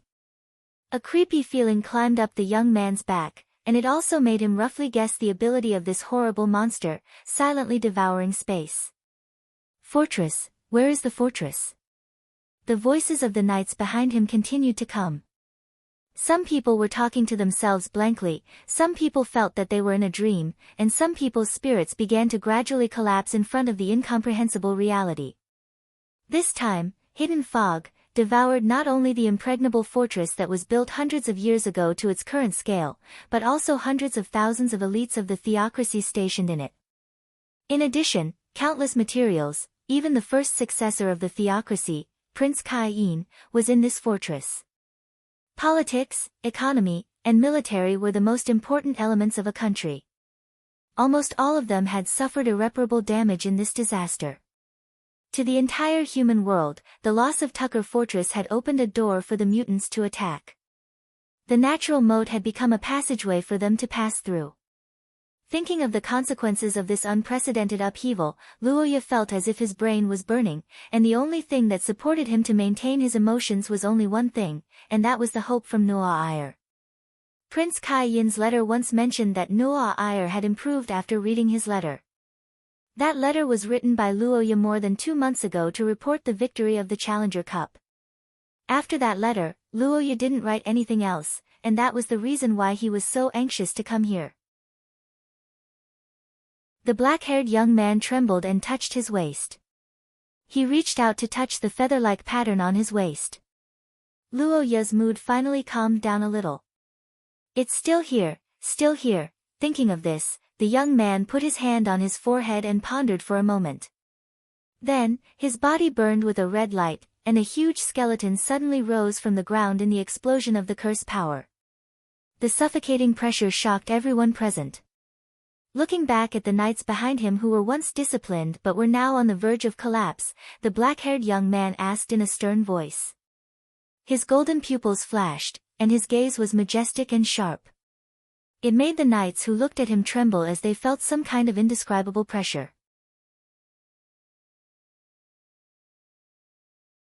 Chapter 420. Close, very close. After a day of galloping, Luoya's condition wasn't as good as he imagined. In other words, he underestimated the consumption of his energy during the confrontation with the hidden fog. After observing the battle between the 3 groups of aliens and the Noah Iyer, Luoya was sure that the girl's ability was gradually improving. The scale of the mountain of corpses and the sea of blood was the most direct manifestation of this. Resonance. This was a situation that would only occur when the sacred artifact sensed the breath of its owner. In the case where Luoya didn't move, the only possibility for it to react was the appearance of the other half of the authority. The black-haired boy who immediately understood the situation opened his eyes slightly and began to quickly perceive the situation around him. Unfortunately, what appeared in front of him wasn't the girl he was familiar with, but a light that came from afar. 1 second. Remember the blazing ray with light and heat cut through the darkness. It was like a spear of stars that extended infinitely toward the boy. The hot wind that could burn everything rushed toward him, but Luoya couldn't react in time.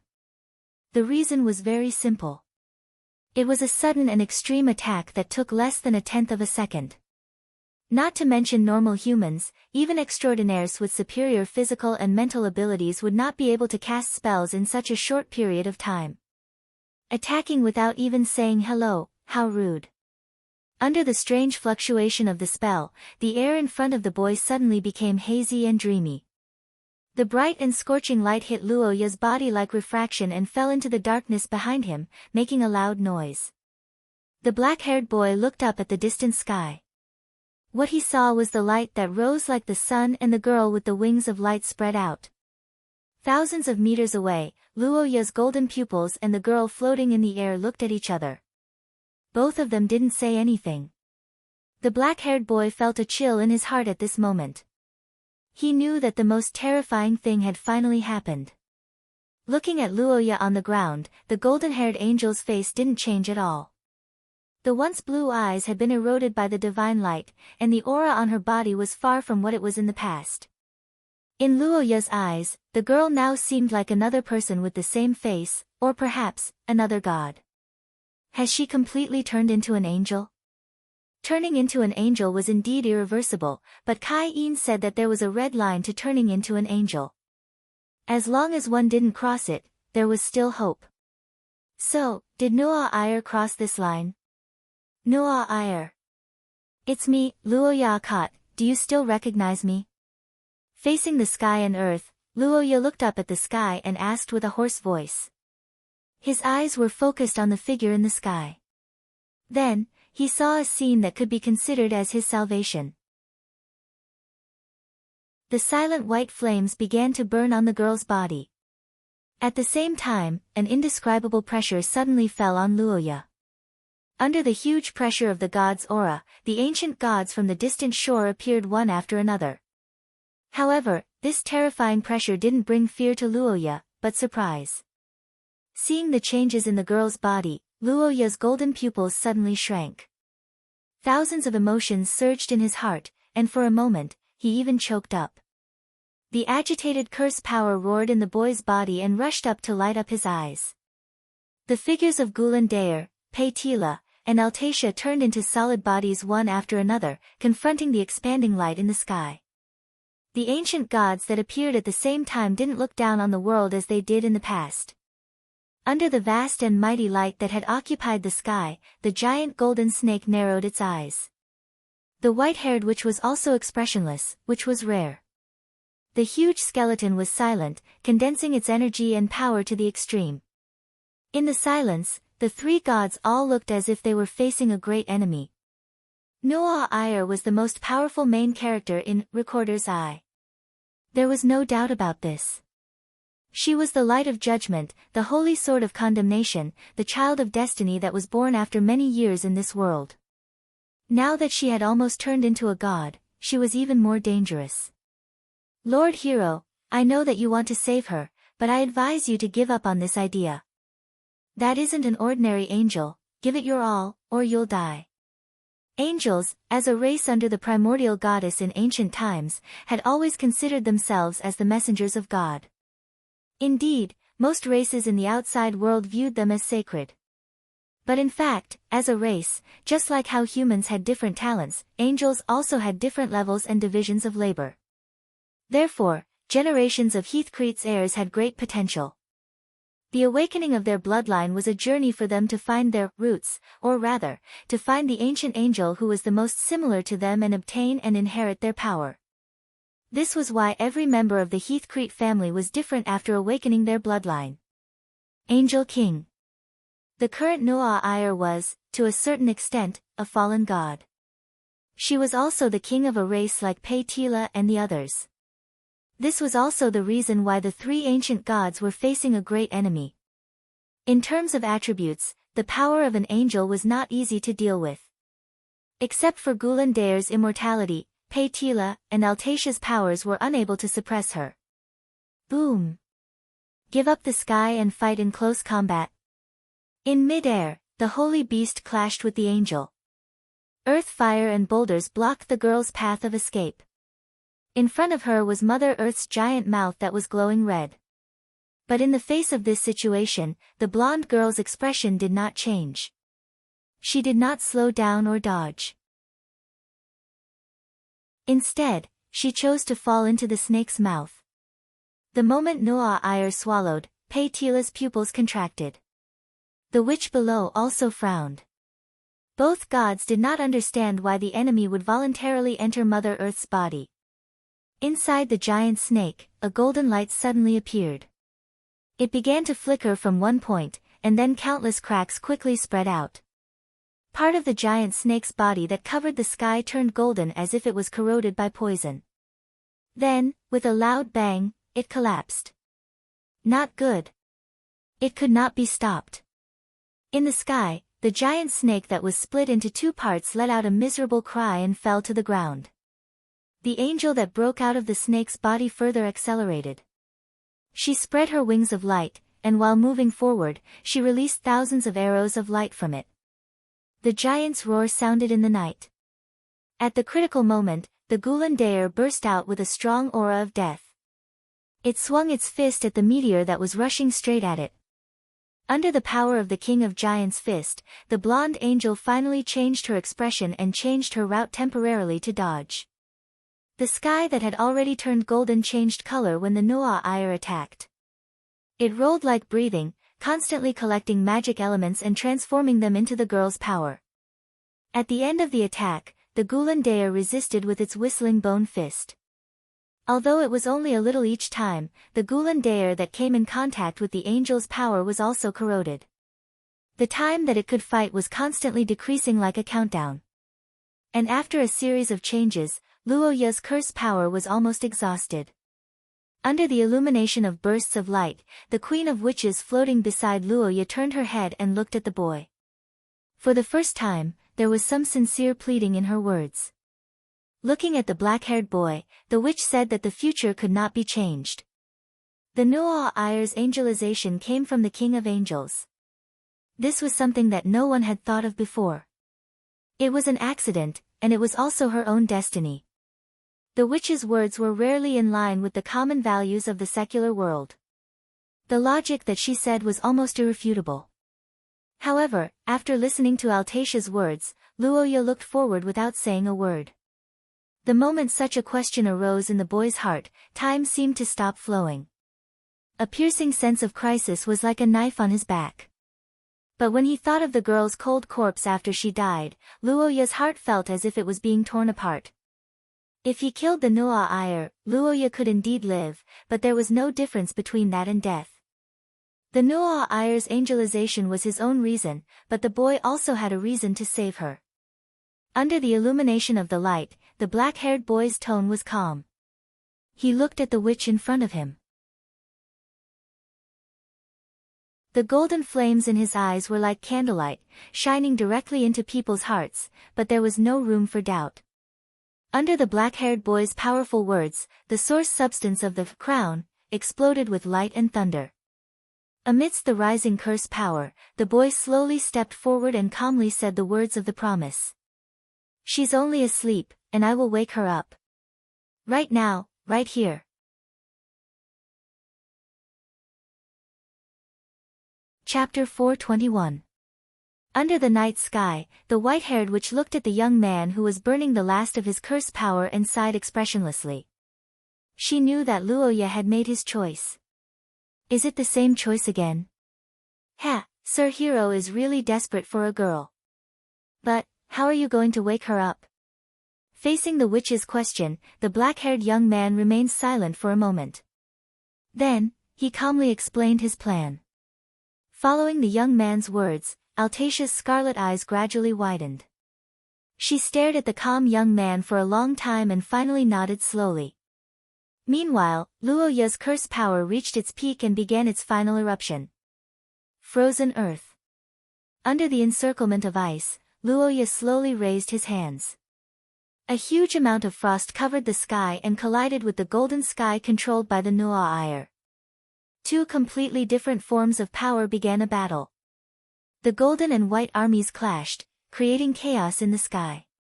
Meanwhile, on the ground, the frost had also surrounded the blonde girl. Under Luoya's eruption, the blonde girl was surrounded by the frost and her connection with the sky was cut off. However, this didn't make her panic. Instead, her attacks became fiercer and fiercer.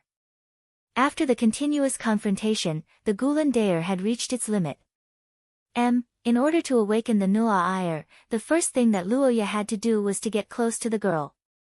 Whether it was physical contact or a spell, distance was the prerequisite. And the only one who could help Luoya get close to the girl was the Gulan Daer. Just move forward. Under the surging of his curse power, the young man with a red glow around his body walked straight toward the girl. Seeing Luoya approaching, the Angel King immediately raised her vigilance. The expanding curse power was compressed and released in her hands, transforming into a light of destruction that could destroy everything. The silent trust in the young man's heart completely ignited the battle intent of the ancient god. The huge skeleton roared at the sky. The red glow quickly gathered on one side of its body. The left side of its body was eroded by the golden glow, but the right fist of the Gulan Daer was as red as the sun. 100 meters. The golden-haired girl switched from offense to defense. She sensed Luoya's approach, but the cold air behind her made it impossible for her to retreat.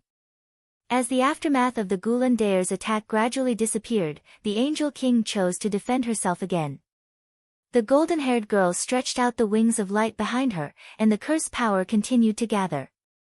However, before she could attack, the white-haired witch beside Luoya released a curse. As she muttered, Altatia pointed her finger forward. The next moment, a black butterfly appeared out of thin air with the witch's curse as bait.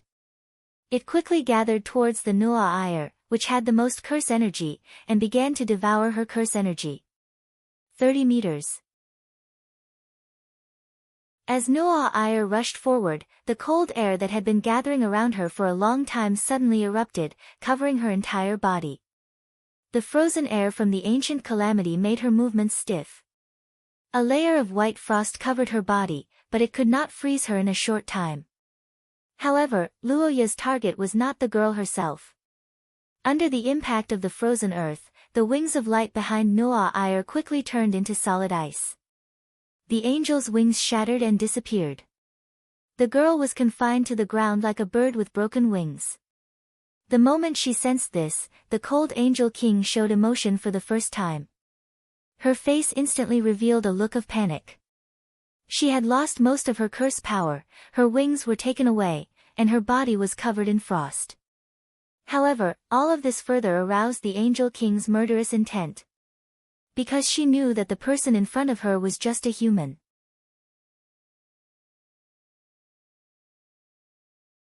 Chapter 422.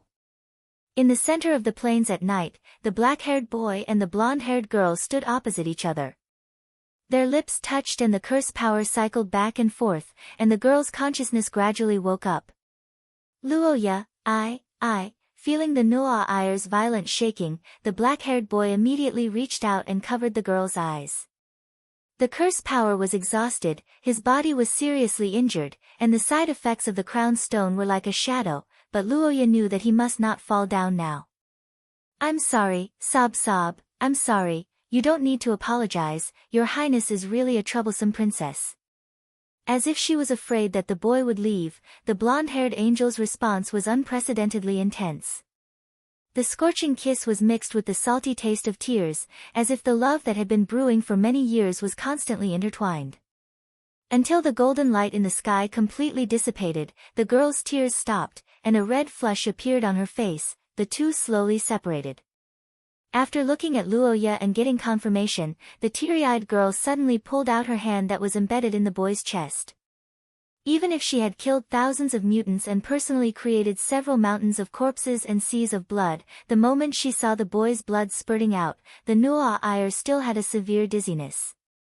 It's okay, if it's just this kind of injury, it's okay. Just a little, sleep for a while. Worried that the boy would not wake up, the Noah Iyer called Luoya's name, but it was a pity that it was useless. The moment the high-strung mind relaxed, an unprecedented fatigue emerged from the body.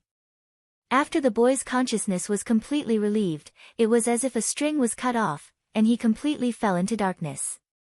At the old site of Tucker Fortress, at this time, there were hundreds and thousands of torches and lamps lit in the night, and under the illumination of the lights, there were soldiers who were building fortifications overnight. Now, the emergency construction was being carried out by the reinforcements from Bank Town. After protecting everyone that night, Luoya had become the de facto leader of Bank Town. The orders he left behind were immediately supported by Mayor Carmen, especially the matter of building a defensive line at the mountain pass. The black-haired youth had set up an enemy for everyone, thus strengthening his position and spirit. However, what Luoya did not expect was that his unintentional words at that time had become true as time passed. Unlike the sinners of the Appraisal Association, Brian had been stationed at Tark Fortress many times in his long life. So, he knew a lot about this human fortress.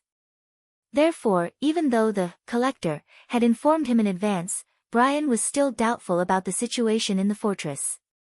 That was until he arrived at the plains. After all, according to his estimation, the soldiers who had lost their command system should be dominated by fear and chaos. The mountain pass should also be treated as a forbidden area and be deserted. However, the situation now was the opposite. The soldiers continued to rush over, and they all carried a tragic atmosphere as if they were ready to fight to the death. On the other hand, Brian had plenty of time. When he saw the originally lifelike angel closing her eyes again, the blonde man's eyes flickered slightly, but then he no longer cared. Instead, he stared at the moving needle and carefully counted the time. This was the countdown to the peak of the awakening of Her Royal Highness's angelic bloodline. It was also the best time for Brian to kill her. As long as he made a move during this period, whether it was completely pushing her towards angelization or directly killing her, it would be his victory. Thinking back to Collector's words, Brian's gaze sharpened. Akkad's awakening might change his fate, but just like what the man said, he was far from being helpless.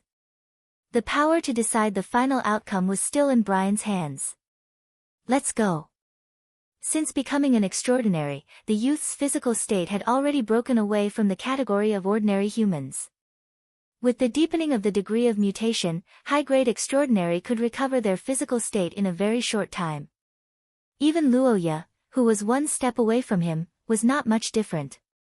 But today, the youth experienced something that he had not experienced for a long time. Cold. In the past, although Luoya was often troubled by side effects, he was rarely injured. The youth, who was known for his explosive and destructive power, could always destroy his opponents. He didn't need to consider whether the damage was excessive. Like this time, the situation where he was seriously injured and the other party was safe was very rare. However, the youth didn't regret it. The moment he saw the Noa Iyer in front of him, the youth who had just woken up was slightly stunned. There was a moment of confusion in his eyes, and he couldn't help but have a straightforward feeling in his heart. With the unique holy and otherworldly face of the angel bloodline, shell-like ears, blue eyes that seemed to be able to see through people's hearts, long and stretched eyelashes, a small and exquisite nose, and cherry-red lips that he had tasted not long ago. Luoya, whose heartbeat quickened a little, gently turned his eyes and blurted out some words to cover up his uneasiness. Feeling the chill and frost in his body, the black-haired youth couldn't help but remind her. However, hearing Luoya's words, the blonde girl didn't care. Seeing the youth wake up, the blonde angel smiled faintly, took the youth's hand and put it on her chest. "That's really a terrible disease." The blonde girl whispered softly with a sobbing tone, the hand holding Luoya trembled slightly. The black-haired youth heard her and smiled bitterly. He looked at the Noa Iyer's red eyes and recalled the girl's previous appearance. "If possible, I hope you never see it again. And in the end, you didn't follow the rules first, waking me up in that way." The black-haired youth recalled his first kiss and raised his eyebrows. The Noa Iyer slightly widened her eyes in a daze, as if she was recalling the distant past. The murmuring girl's eyes gradually blurred. She lowered her head and looked at the figure in her arms and said, amidst the tender words, the blonde girl gently lowered her body. Looking at the tears in the Noa Iyer's eyes, Luoya's heart could no longer suppress the feelings in his heart. The embracing figure's lips once again overlapped, and the surrounding air seemed to be filled with the scorching hot feelings. At this time, the two were no longer in the dark plains, but on a bed in a room. The night wasn't over yet, and it was pitch black outside the window. Seeing this situation, Luoya slightly sighed in relief, knowing that he wasn't unconscious for too long. An outpost built during the War of the Mutants. Luoya listened to the girl's words and nodded. In his heart, he roughly knew the location of the two. As his mind gradually cleared up, Luoya's face gradually became serious. Noa Iyer's angelization wasn't a problem that could be solved once. Luoya just prevented the worst outcome last night and gave the girl another chance. According to Kai Yin's letter, the peak of Noa Iyer's bloodline was still ongoing. As time passed, the girl's situation would probably worsen, and during this period, the most important thing was to accompany and maintain her emotional stability. Now that her father's life was unknown, Noa Iyer's heart had a flaw. Even with Luoya as an anchor to stabilize her, she might not be able to withstand the heavy wind and waves. This was like a leaky boat, even if it wasn't capsized by the wind and waves, it would slowly sink. Noa Iyer, about Tucker Fortress, I have something to tell you. When the word Tucker Fortress was said by Luoya, the angel's body stiffened. Aware of Noa Iyer's situation, Luoya's heart ached. Hope. What you mean is... 6 disasters, they were indeed terrifying monsters that violated common sense, but Luoya, who had been in contact with them for a long time, had a deep understanding of them. He understood their boundaries. After thinking for a long time, Luoya felt that the biggest possibility was to devour space, but this involved a problem. That was, although devouring space could erase everything, the person who was devoured might not die immediately. The past can't be changed, but no matter what the result is, everything is not over. So, for that glimmer of hope, defeat them. I will accompany you.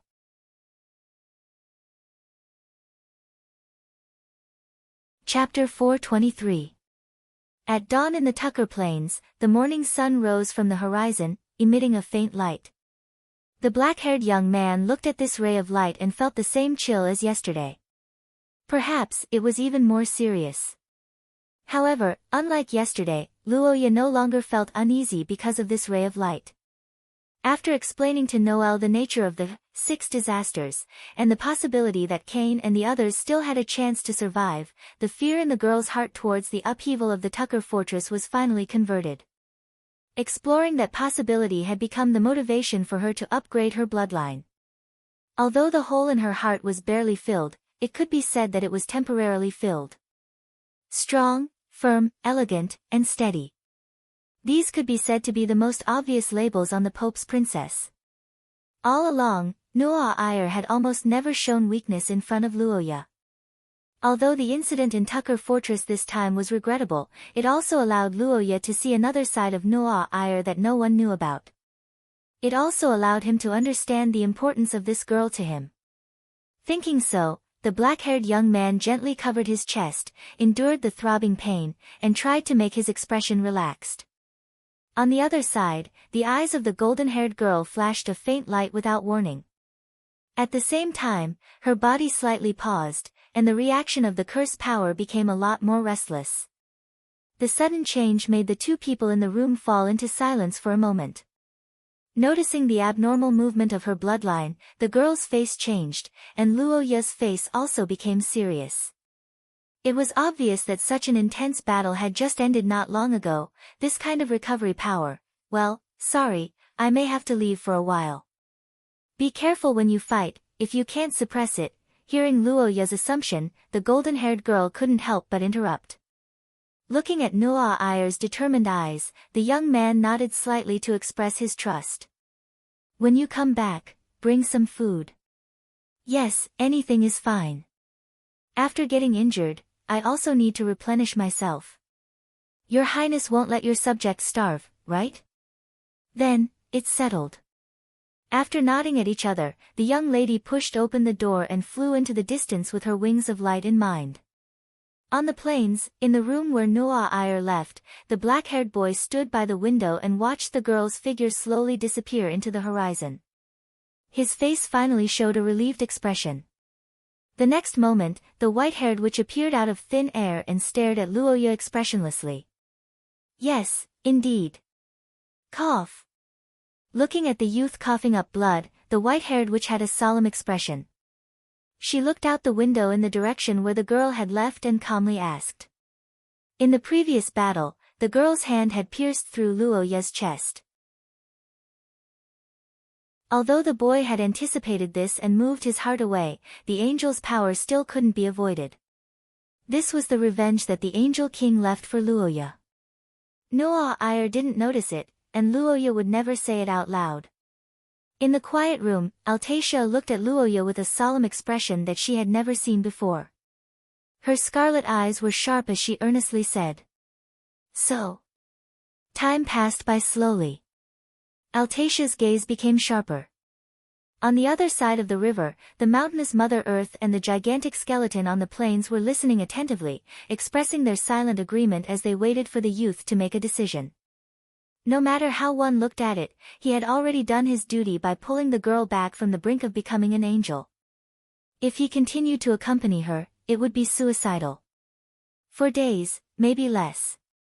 The black-haired boy smiled and raised his eyebrows. The white-haired witch's expression turned gloomy. But the problem was, what if she lost? Looking at the black-haired boy, Altacia's expression was as gloomy as water. Her scarlet eyes were filled with anger, and she couldn't suppress the indignation in her heart. I have to stay by her side. I'm her last anchor. The queen of the races isn't that easy to deal with. You should know this better than anyone else. More importantly, I'm waiting for someone. That's right. An enemy. Or rather, an old enemy. You can help her block the enemy, but the evolution of her bloodline is ultimately her own matter. What if she loses? What? Do as you wish. If he wanted to protect her, he had to protect her completely. Besides, there were some things that needed to be resolved. It was already noon. The sun was shining brightly above her head. The early winter in the Tark Plains wasn't too cold. There were still some plants that maintained their green color. The sun's rays made one feel warm. In the eyes of those who liked to go out, this must be a good place to have a picnic. Looking at the corpses of the mutants on the ground, the girl hugged her legs and thought expressionlessly. The arrival of the Noah Ire was like a calamity for the mutants. She descended like a god, giving everyone, no matter their status, the right to equality, death. After the slaughter that wasn't painful, and even brought some joy, the girl's angelization finally came to a temporary stop. Hugging her knees, the Noah Ire muttered to herself. Thinking back to how she was in front of the boy, her body trembled slightly in fear. After gaining the upper hand once, the power of the Angel King had obviously become stronger. Noah Ire found it increasingly difficult to control herself. The fear of losing her sense of self was bone-chilling. However, what made the girl even more fearful was that the power within her body was intending to kill Luoya. Swearing in her heart, the girl glanced at the corpses all over the ground. The corpses that had just died were emitting heat due to the light. Fresh blood was gathering together, accompanied by a flock of vultures and a thick stench of blood. The bright colors eased her divinity to a certain extent, but at the same time, it made her vigilant. In fact, since the first time she came to the eastern region as a child, the Noah Ire found that she didn't hate killing. Sometimes, she even felt a strange sense of enjoyment and accomplishment. The girl was actually very clear about the reason for this situation. It came from her atavistic bloodline, which made her eager to fight. However, the girl didn't feel proud of it. Instead, she controlled it. No one would like a bloodthirsty madman. This was the biological instinct of humans. Although Luoya was a genius in supernatural powers, she didn't like fighting. Therefore, Noah Ire was tolerant and kind. Only during the birthday party when she returned from the eastern region every year, would she occasionally attack the boy because of the joy in her heart. Right, food. Thinking of the hand that went through the boy's chest last night, Noah Ire's heart would produce a phantom pain. Her expressionless face fluctuated, and the feelings in her heart urged her to do something. In the sacred White Hall, a white-haired old man was sitting on the throne, silently looking forward. The death of his son, the loss of the theocracy's stronghold, and the loss of hundreds of thousands of soldiers. Any one of these could easily overwhelm a person. In fact, after receiving the news for more than half an hour, the old man only did one thing, and that was to repeatedly look at the scene. The reason was very simple. It was because he was John Heathcliff. 6 calamities. Although most people in Shia didn't know about them, they were not unfamiliar to the Vatican, who had been fighting against evil cults for many years. Heathcliff, who had a good relationship with the Akkad family for a long time, had a lot of records about them. It wasn't the first time that the 6 calamities, the messengers of Mother Goddess, had appeared in the Third Era. However, they had never caused such a huge commotion before. After all, these monsters all had one thing in common, and that was that they needed a long time to grow. Therefore, it wasn't their style to expose themselves so early and alert the civilization. Pondering over this question, St. John's face grew colder and colder. He had a premonition that humanity was about to passively welcome a magnificent era. He didn't know if it was a coincidence or fate, but the young people of this generation were as bright as the stars, as if they had gathered the destiny of humanity. The collision between the two would definitely cause an intense reaction. Now that the accident happened in Tark Fortress, the power that protected the girl had almost disappeared. However, just like fate, the young people of the Akkad family should have reached her side. Then, the rest was not something that others could interfere with. The white-haired old man prayed. Then, he stood up and walked to the map on the side. His old eyes accurately stared at a piece of land. Eric took the lead.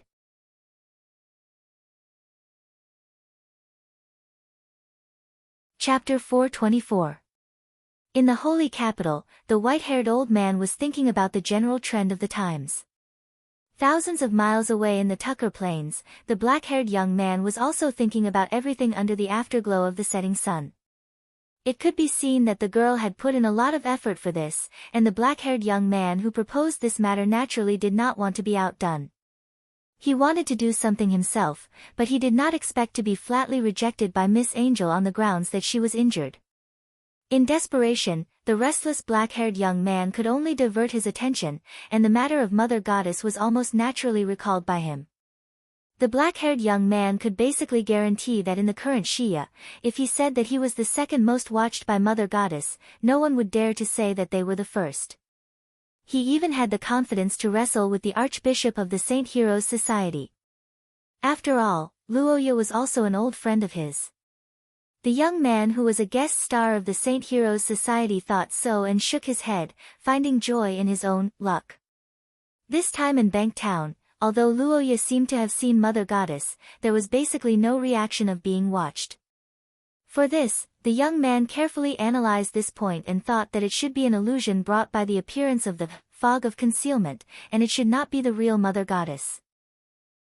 After all, if it was just an underdeveloped, 6 disasters, the awakened of Akkad could still think of something. For example, in the past, Luoya's ancestor, Vincent, seemed to have chased after Mr. Darkness, but if it was Mother Goddess, at least for now, the young man had no power to fight back. Previously, Hanks once said that many people found the core of their beliefs through the experience of life and death, and thus promoted to source level 3. After Luoya was seriously injured this time, he vaguely had some feelings in his heart, but he was afraid that it would take some time to summarize them.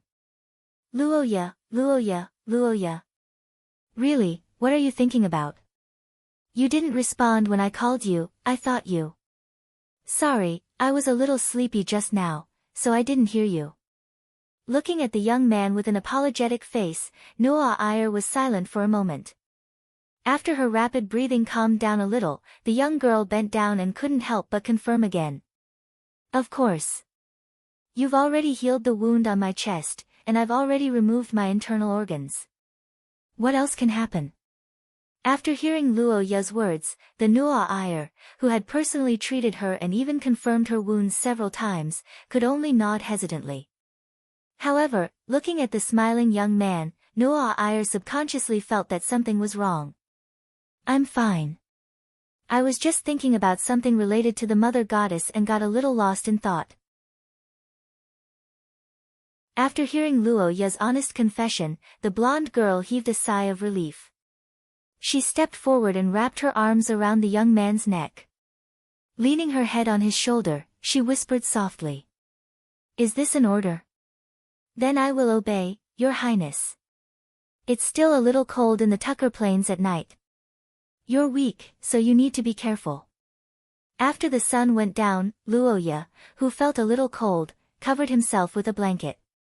Just as he was about to instruct Noah Iyer to wear more clothes, he suddenly frowned because he smelled something. The young man's expression changed.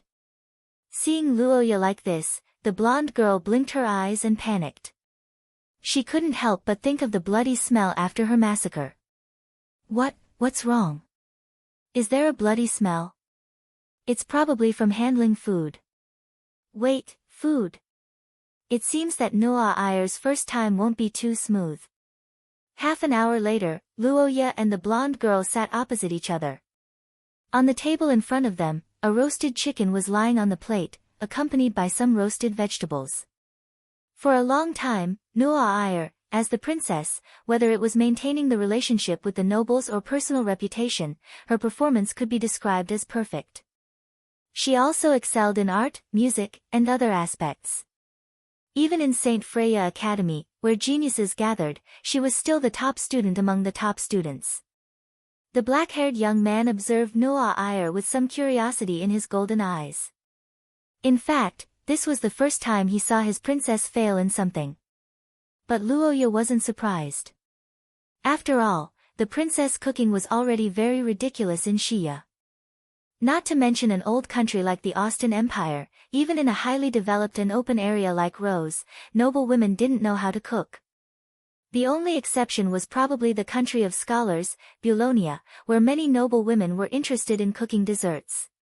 But the country of scholars was in fact a country founded by a group of civilian scholars, so it was fundamentally different from others. Observing the roasted chicken that was a little black, but other than the heat, there was no problem. Luoya thought for a moment, then directly cut a piece and put it into his mouth, making the blonde girl opposite him stunned. Is that so? I think the taste is not bad. Besides, this is your first time cooking, I don't want to miss it. As a young master born in a marquis family, Luoya grew up in luxury. Noah Iyer naturally didn't believe the young man's words, but seeing Luoya not being picky about the food she made, the girl couldn't help but feel happy. Every morning, they would wake up together, have breakfast together, and go to work separately. At night, they would gather together to eat and share the day's experience, then snuggle up to each other and fall asleep again. Thinking of this, the girl was in a daze. After a long time, she suddenly said, Luoya, what do you think of the Wei Duolia ancestors' choice?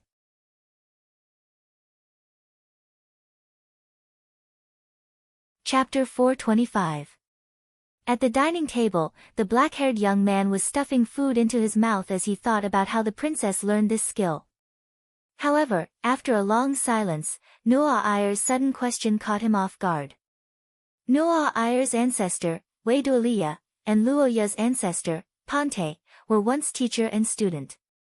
After going through a series of hardships together, they finally fell in love with each other. However, due to their identities and many ethical issues, they couldn't become husband and wife in the end. After comparing the records of both sides, Luoya could basically confirm that these two ancestors couldn't bear it anymore and faked their deaths to escape after the theocracy entered a period of peace. However, Noah Iyer's question made him somewhat unsure of how to answer. Looking at the confused young man, the golden-haired girl pondered for a moment and couldn't help but look forward to it. Indeed, for them, that's probably the best ending. That kind of life. Do you like it? Facing Noah Iyer's expectant gaze, Luoya couldn't help but stare blankly at everything in front of him in silence. For ordinary people, it was a daily life, but for the girls, it was a dream. In fact, even during the holidays, Miss Angel had a lot of things to do. Being friendly with the nobles in the palace, being roped in by the local nobles, and many other matters in the Vatican consumed a lot of Noah Iyer's energy. As for the future, the prophecy of destruction, if it was only a fantasy that existed in Wilhelmina's words before, then now, everything was slowly becoming a reality. For the girls, the personal line crisis in Eye of the Recorder was like a shadow that followed them closely. Noah Iyer's experience this time was a warning. If you want to say that I like it, then I definitely like it. However, Wei Duolia's ancestor did that on the premise that the country was stable and the tide of the era was peaceful. I'm afraid this is already very difficult for us now. It's okay to experience it, but let's forget about faking our deaths. Otherwise, the theocracy will be in chaos. As a subject, what I should do now is to advise my lord. I don't want to be known as a traitor. But, if that day really comes, I want to be with you. Miss Angel couldn't help but widen her eyes at the unexpected attack. She didn't know how to respond to the blunt words. Her lips trembled, and her cheeks began to blush. After a moment of silence, she couldn't help but ask. I don't agree, but that's from the standpoint of the government. In the end, the sudden disappearance of the emperor is a fatuous ruler. However, a self-indulgent ruler is actually nothing. Like I said, it was the government's position before, not my own. It doesn't matter if you're a muddle-headed and tyrannical ruler, a tyrannical tyrant, or a mediocre ruler. I don't care. What I need to do is to stay by your side, just like right now. Looking into the young man's golden eyes, the golden-haired angel was stunned for a moment. Suddenly, she felt her eyes heating up. She could only turn her head to the side to hide it. In this world, there are people who judge things as they are, and there are people who entrust their trust to others. Neither is right or wrong. I just chose the latter because I believe in Noah Iyer Heathcliff. You speak as if you're a puppy following behind its owner. Can I put the chains on you? Tisk, how stubborn. Speaking of which, it's almost time. Is it just the two of us? The black-haired young man who was thinking about the date narrowed his eyes and looked at the girl opposite him with a warm smile.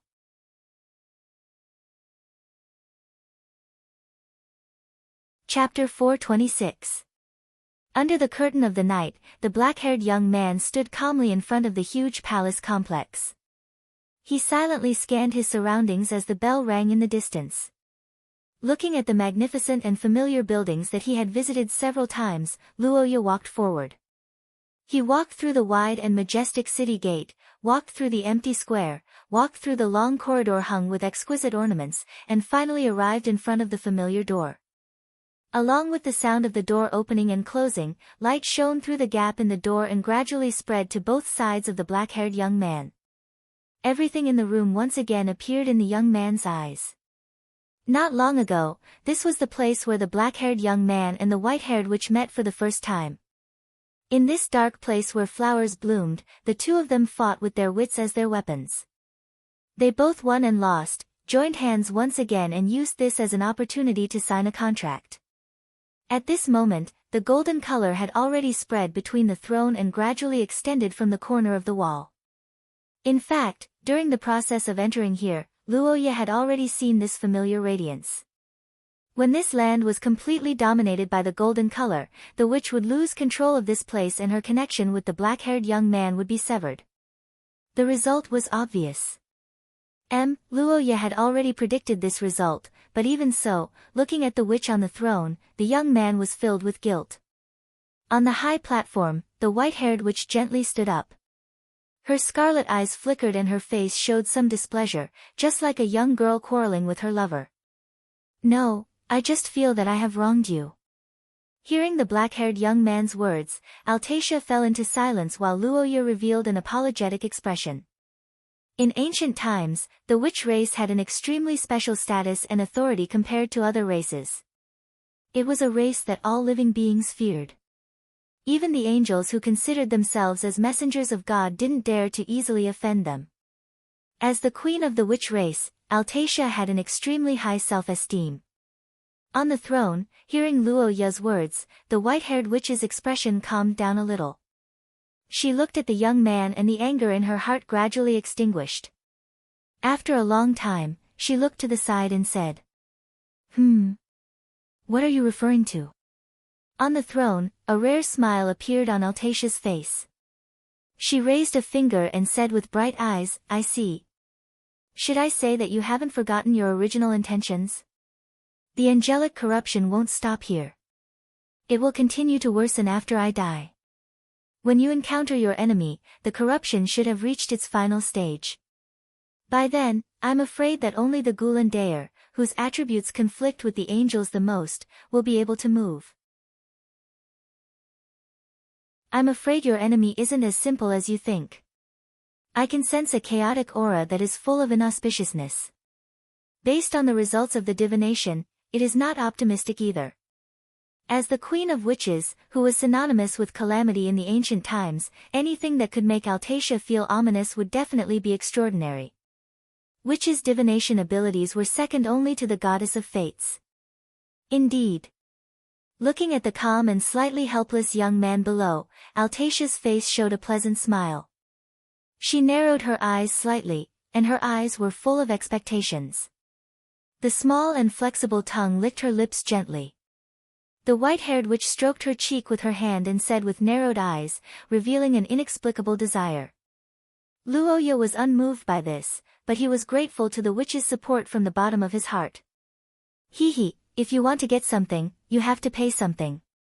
For Transcended, it is the same whether it is ancient times or now. Depression and joy are also contradictory. I always face this situation. Sir Hero is really evil. The black-haired young man raised the corner of his mouth and shook his head. He then looked at the witch above and asked seriously with a teasing smile, Oh. Do you have anything you want? The smiling Luoya whispered the curse vessel he wanted. The white-haired witch blinked and slowly raised the corner of her mouth. Altacia, who heard Luo Ya's request, smiled happily. After a long time, the Queen of Witches, who completed the commission, looked at the young man and said goodbye with a smile. Yes, in order to save the princess, I can only say goodbye temporarily, Your Majesty. The white-haired witch smiled happily, bowed her head slightly and lifted her skirt. At the same time, everything around the young man began to blur and distort. In the witch's heartfelt wish, the young man smiled and nodded. The next moment, Luo Ya's consciousness fell into darkness and returned to the real world. Before dawn, beside the sleeping black-haired young man, Noah Eyre Heathcliff was experiencing unprecedented torture and contradiction. Glancing at Luo Ya, who trusted him completely and slept with his back to the girl, Noah Eyre's eyes flashed with a painful look. His hand holding the blanket tightened, and he began to hesitate about the decision he made before. Making such a decision was naturally inconsistent with the feelings and wishes in the girl's heart, but for Noah Eyre, this was the result of no choice, and the opportunity was the moment when the girl lost control in the evening. Noah Eyre couldn't remember the location of the base. Obviously, as a transcendent whose bodily functions and thinking speed were far superior to ordinary people, and as a person who received military training from a young age, Noah Eyre shouldn't and couldn't forget her starting point. More importantly, there was a person in the base. Just like how people might forget the shop they used to frequent, no one would forget their home. Noah Eyre couldn't forget the location of the person close to her. In fact, she really did forget, so there was only one possibility. At that time, the girl understood that the erosion of angelification had probably reached the third stage, which had never been recorded in Heathcliff's records for thousands of years. It was no longer a complete replacement, but a partial contest of consciousness.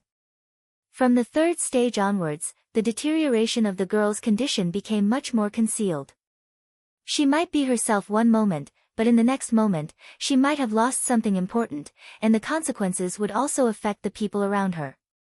After the bloody battle with the Angel King, Luo Ya's combat skills, which were her companions, had been limited by the unique erosion power of angels. The young man had also been seriously injured once, and his condition was unprecedentedly bad. Vaguely, Noah Eyre felt that the young man was hiding something. The plains at night were cold and dark, and the whistling of the night wind continued. The girl knew that after crossing the gate, she would once again face everything alone, and she might never be able to return. But when she thought that this was the only way to protect the person she loved to the greatest extent, Noah Eyre's heart became strong. Going out at night? I think it's better to tell me. In the room, Luo Ya's calm voice sounded, and the Noah Eyre in front of the door widened her eyes and froze. After a slight panic, the blonde girl hurriedly adjusted her mood and responded with a smile. The black-haired young man did not comment on the answer given by Noah Eyre. After a moment of silence, Luo Ya asked again, I can't sleep. I can't sleep. It's almost dawn, so I want to make breakfast. I'll be back soon. Muttering the blonde girl's words, Luo Ya slowly stood up and touched her chest. She could not help but feel an inexplicable sense of relief. Using the erosion that was like a deadly toxin as a detector, this was the reason why Luo Ya could detect Noah Eyre's condition in advance. At this time, in the chest that was once penetrated, an unprecedented pain was spreading, and the passage to Altacia was completely closed. Noah Eyre, let me see your eyes. The black-haired young man stood up and slowly approached. His request made the girl who had her back facing him tremble slightly, not knowing what to do. The blonde girl did not move, and Luo Ya did not say anything. Silence pervaded between the two. After a long time, the princess who gritted her teeth finally turned her head and looked at the young man with a calm expression. Separate? Am I bothering you? You are now seriously injured. Even if the Angel King appears again, you won't be able to fight anymore. You are no longer of much help to me. Thank you for everything you have done for me, but now I think it's better for you to return to the rear. It's safer there. Hearing Noah Eyre's words, the black-haired young man stopped in his tracks. However, What she did not expect was that after a short silence, Luoya raised her head, and there was no anger in her golden eyes. Instead, there was warmth and calmness. Wait. This is... a gift? The black-haired young man sighed slightly. Looking at the surprised Noah Iyer, he smiled and sent a blessing. Noah Iyer, happy birthday.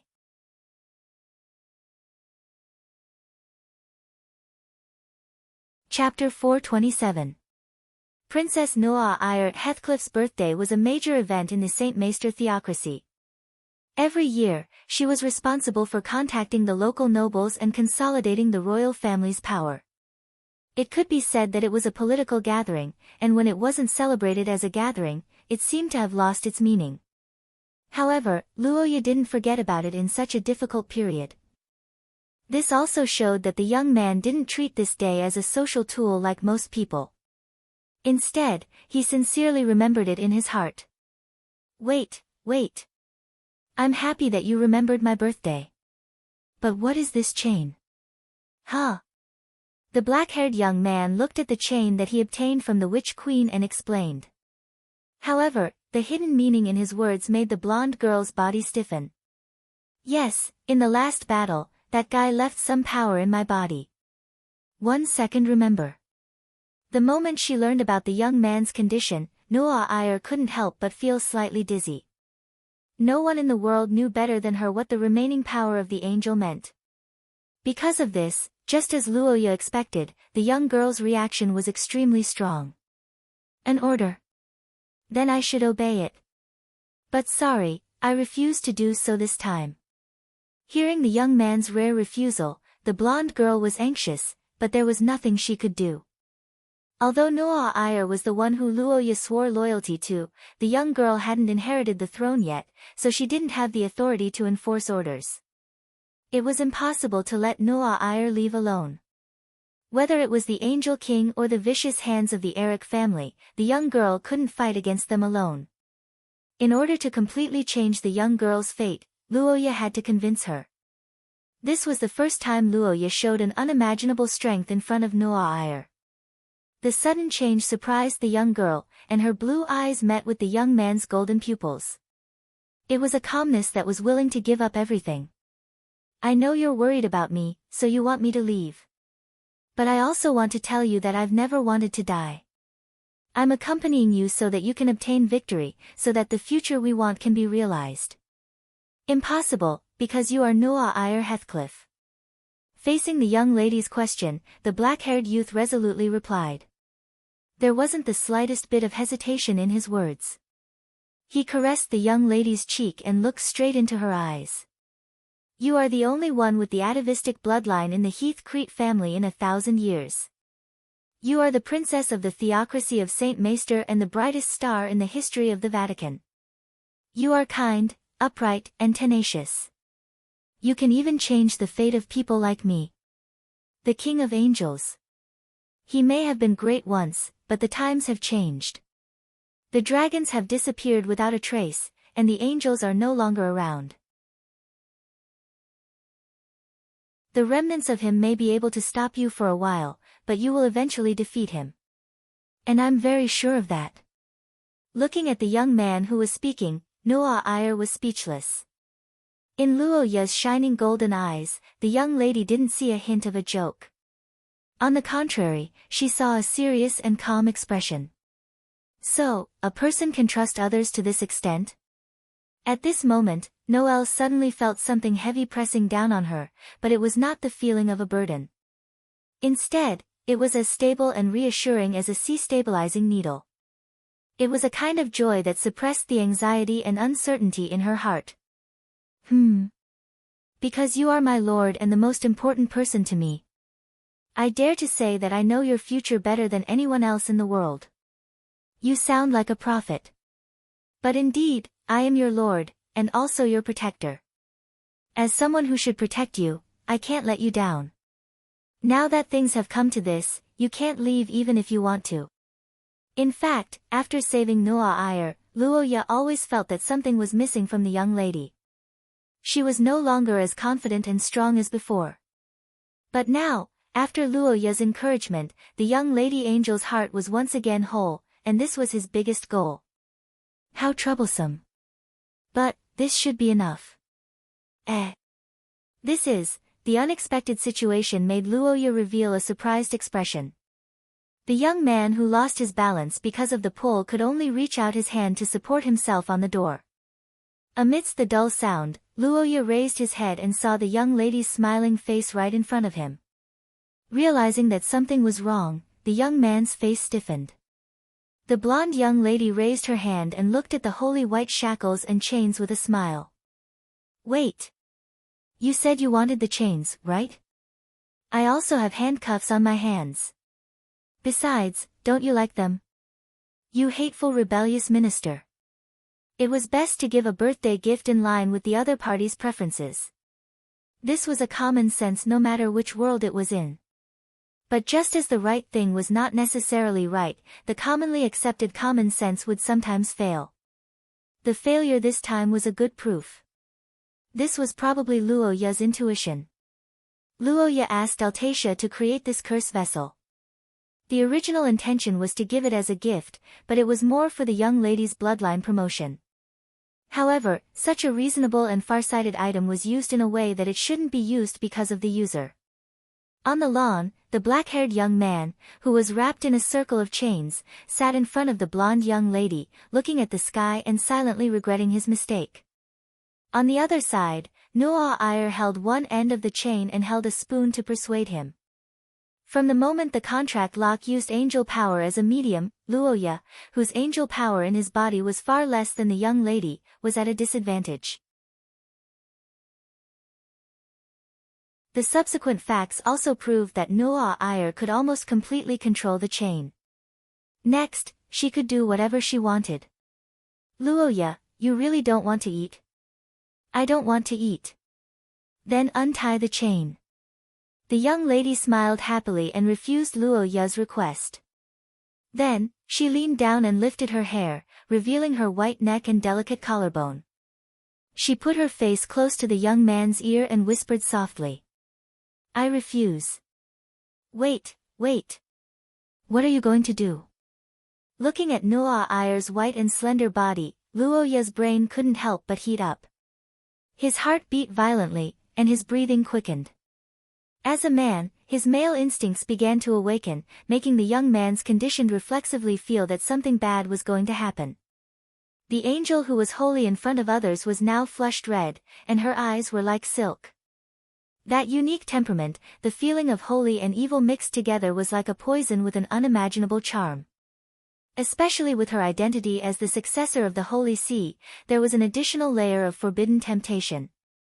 Facing such a Noah Iyer, Luoya was utterly defeated. On the other side, the blonde young lady's foot had already lightly stepped on the young man's thigh. No, this isn't the problem. Wait. I'll eat. Aren't you going to feed me? I'll take it, so stop. Luoya, who felt that he would explode if stepped on, hurriedly stopped the punishment that was about to go out of control. After losing the reason to punish, the blonde young lady pondered for a moment, and after regaining her senses, she retracted her slender leg. Immediately after, another round of losing control. The angel who couldn't control herself grabbed onto the end of the chain, not allowing Luoya to retreat. The young man also completely stopped resisting, and after a long time of entanglement, the two of them separated slightly while panting. It's just the appetizer.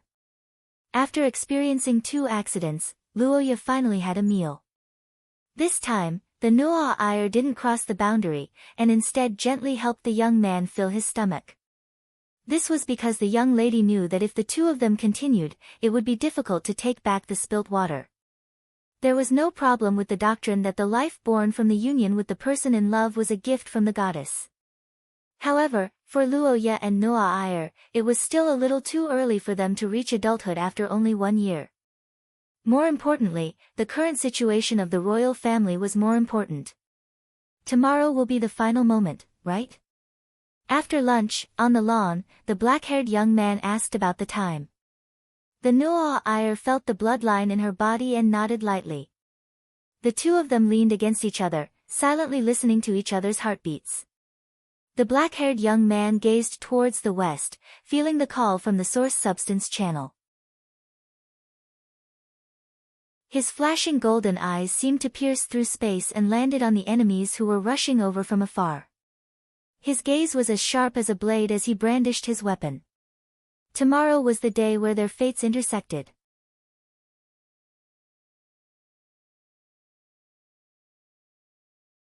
Chapter 428. Little guy, you're here. In the valley, a black-haired young man stood on a rock, looking up at the golden-haired woman he hadn't seen for a long time. After clearing his mind, he nodded gently and turned his head to observe the surroundings. He looked at the familiar place that he had visited several times, and his eyes were filled with pity. But now, the once dark valley no longer existed, and the continuous mountains were cut off. Everything had been eroded by the golden light, and most of Pei Tila's true form was gradually disintegrating as part of the earth. How is it? You haven't seen me in this form for a long time, right? Do you miss it? You can say that. Although my true form is a world serpent, it's not convenient for me to be in that form in front of Xia. That's why I have a human form. Facing Pei Tila, Luoya acted as if he was accompanying an elder, and there wasn't a trace of impatience in his expression. In fact, to the young man, Pei Tila was different from Altacia, who was like a rival, and Gulan Daer, who was like a close friend.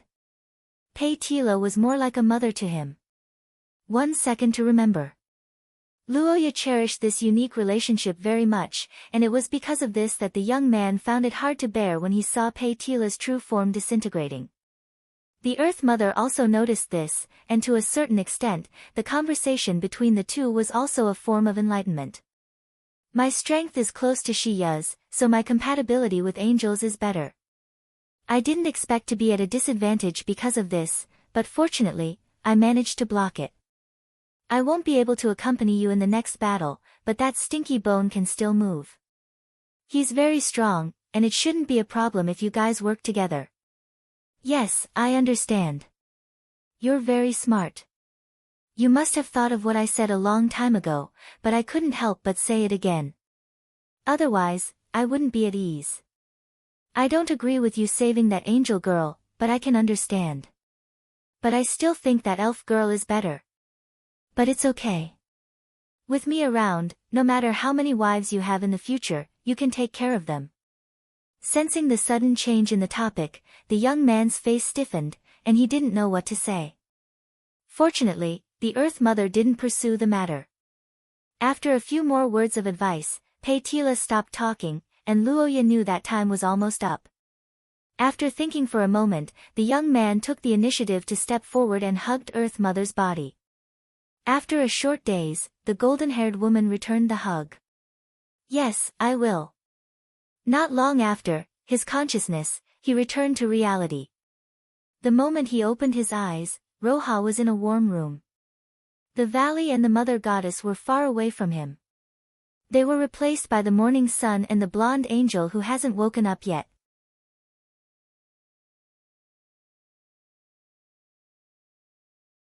Chapter 429. Under the setting sun, the black-haired young man and the man in the distance looked at each other with killing intent between them. The appearance of the old enemy represented the end of fate. This was the conclusion of Brian, who had lived for a long time. On the other side, the black-haired young man obviously had the same thought. Brian didn't hide anything this time, no matter if it was his face or aura. The reason was very simple, because this operation was a desperate gamble.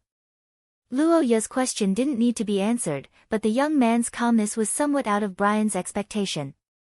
And what was even more strange was that looking at Brian, who came to kill him, Luoya's eyes didn't have any hatred or disgust. Instead, there was some inexplicable sorrow and sorrow. The things that you should have held on to are worn away too quickly, and the things that you should have given up are not worn away. Ambition and desire are always expanding. Everything that happened 200 years ago still hasn't come to an end. To you, this is probably a very long time. Ferd Eric. Hearing the young man said his former name, Luoya's pupils suddenly contracted. Brian's gaze was like an arrow, staring at the young man's body. His expressionless face finally had a fluctuation for the first time. 200 years had passed. Not to mention his contemporaries, even his younger generation had mostly left this world. And in this long time, Brian's face had changed several times. Luo Ya caught, as a young man who wasn't even 20 years old, it was impossible for him to know his identity. Looking at the black-haired young man, Brian asked with a gloomy face. An ominous premonition emerged in his heart. Hearing his question, Luoya remained silent. After a moment, he opened his mouth and said. But unfortunately, time flies.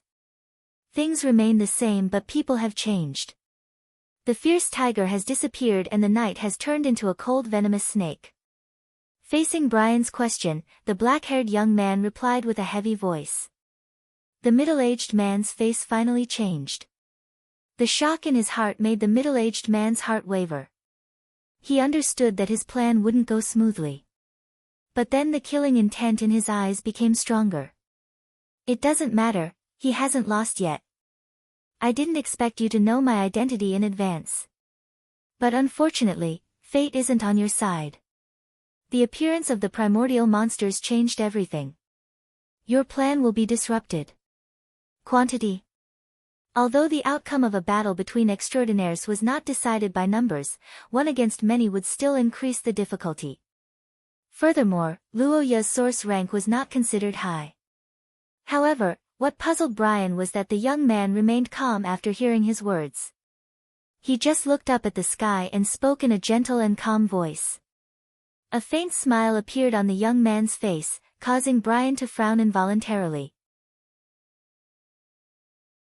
However, before he could issue an order, a drastic change had already occurred that left everyone dumbfounded.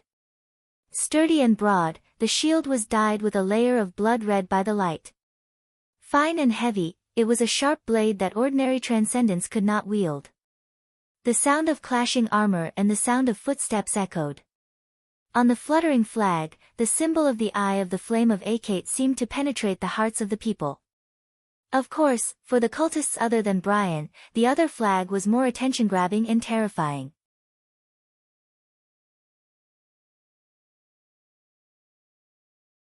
Chapter 430. On the plains under the setting sun, holy light and blood rain entangled in the sky. The stench of burning earth filled the air. A battle that would protect the future and decide the turning point of humanity's fate entered its climax without anyone noticing. On the other side, the crazy cultists and the rebellious noble families represented chaos. Killing everyone and dragging the human world into a chaotic world was their wish. In their eyes, human lives were worthless. Once they succeeded, there would be no more pursuit and escape. Killing would be as natural as breathing in the world. Survival would be completely determined by the strong and the weak. In Luoya's previous life, there was a saying, king against king, general against general. However, in reality, this kind of situation occurred most often on a chessboard and not on a real battlefield. As for Luoya, as a person who was obviously inferior to Brian in the source level, it was obviously inappropriate for him to fight. Therefore, when the battle began, the head of the tribunal, Hanks, stood beside Luoya and was prepared to fight with one of the 5 noble families. However, what he did not expect was that Luoya's choice was not to retreat, but to face the attack. Amidst the clashing of swords and screams, the black-haired young man looked ahead and said calmly. The red-haired man frowned. This time, my mission is to protect your safety. As the head of the tribunal, killing cultists is my duty, and, you must live. Perhaps sensing the doubts of the people around him, the black-haired young man looked ahead and said calmly, the fate of our enemies is important. Although our fated enemies are important, we need victory more than anything else. The black-haired young man looked into the distance, his golden pupils carrying a certain conviction, as if he had seen something that others could not. At the same time, floating gray particles began to spread across Brian's body. Destruction and chaos appeared out of thin air in the heart, like an invisible hand shaking people's faith. The gray gas shrouded Brian's body, causing all the soldiers near him to retreat in fear. The cultists also fled in fear. The heavy and oppressive atmosphere made it difficult for people to breathe until a bloody light appeared behind everyone. Luoya Akat's golden pupils lit up as if they were burning. He looked across half the battlefield and stared at the blonde man. Both of their faces were cold and calm. In their eyes, there was nothing but each other and boiling murderous intent. The bloody light continued to push forward, followed by the relief and joy of the soldiers on their side. Witnessing the scene of the two forces pressing against each other, Hank's expression changed abruptly. Whether he admitted it or not, it was a fact that Brian Eric had obtained an unimaginable power that might have come from the gods. And just as Luoya said, only the gods could defeat the gods. After realizing this, the soldiers around Luoya had no choice but to retreat. The silent head of the tribunal led the soldiers to the other enemies, wanting to eliminate the others before helping Luoya. And on Brian's side, there was no one around the blonde man. At this moment, the strange gray fog surrounding Brian's body suddenly thickened at a speed visible to the naked eye. The rising gray fog connected to the sky, releasing an ominous aura. The thick death aura was visible to the naked eye. Even the cultists were shocked when they saw it. Seeing such an unimaginable and incomprehensible scene, even the tribunal, who had been fighting the cultists for many years, turned pale. At this moment, everyone finally understood what the gray fog around Brian's body was made of. However, this terrifying scene may have frightened others, but the black-haired young man did not cower. Not to mention fighting, just looking up at him would make one feel insignificant. Looking at him for even a little longer would cause severe pain. Unobservable, untouchable. There was no need for words. These had been firmly engraved in everyone's hearts. Instead of killing all the enemies, the best way to end this war was to defeat them. This was the consensus between Luoya and Brian. Apart from that, the blonde man also had a reminder from another person. This wasn't because he was afraid of the enemy, nor was it because he didn't have confidence in himself, but it was a cold fact. Whether it was his ability or his body, he was greatly weakened. If it was Field from the time of the Gemini War, Roja would have some confidence, but now the situation has changed. Limbs, internal organs, and various other body parts were constantly squirming together. This was what Luoya saw in Brian's eyes. Even the tribunal, who was used to seeing life and death, would be horrified to see such a scene. However, the black-haired young man was not frightened because he already knew that Brian's body must have some secrets. After the Gemini War, the Eric family had fallen. Ferd Eric's death could not be faked, and it could not be faked. The ability to resurrect a person from the dead was something that even a cult could not do. Only a god could do that. Brian Eric. This person's death was witnessed by Luoya, and it was Brian who killed him to appease the public's anger. So, what did it mean for his soul to appear in this disgusting fog? A battle between extraordinaries was not only a contest of strength, but also a contest of intellect. The moment Luoya deduced this, he understood that the chaotic battlefield was perhaps the best place for Brian to display his abilities.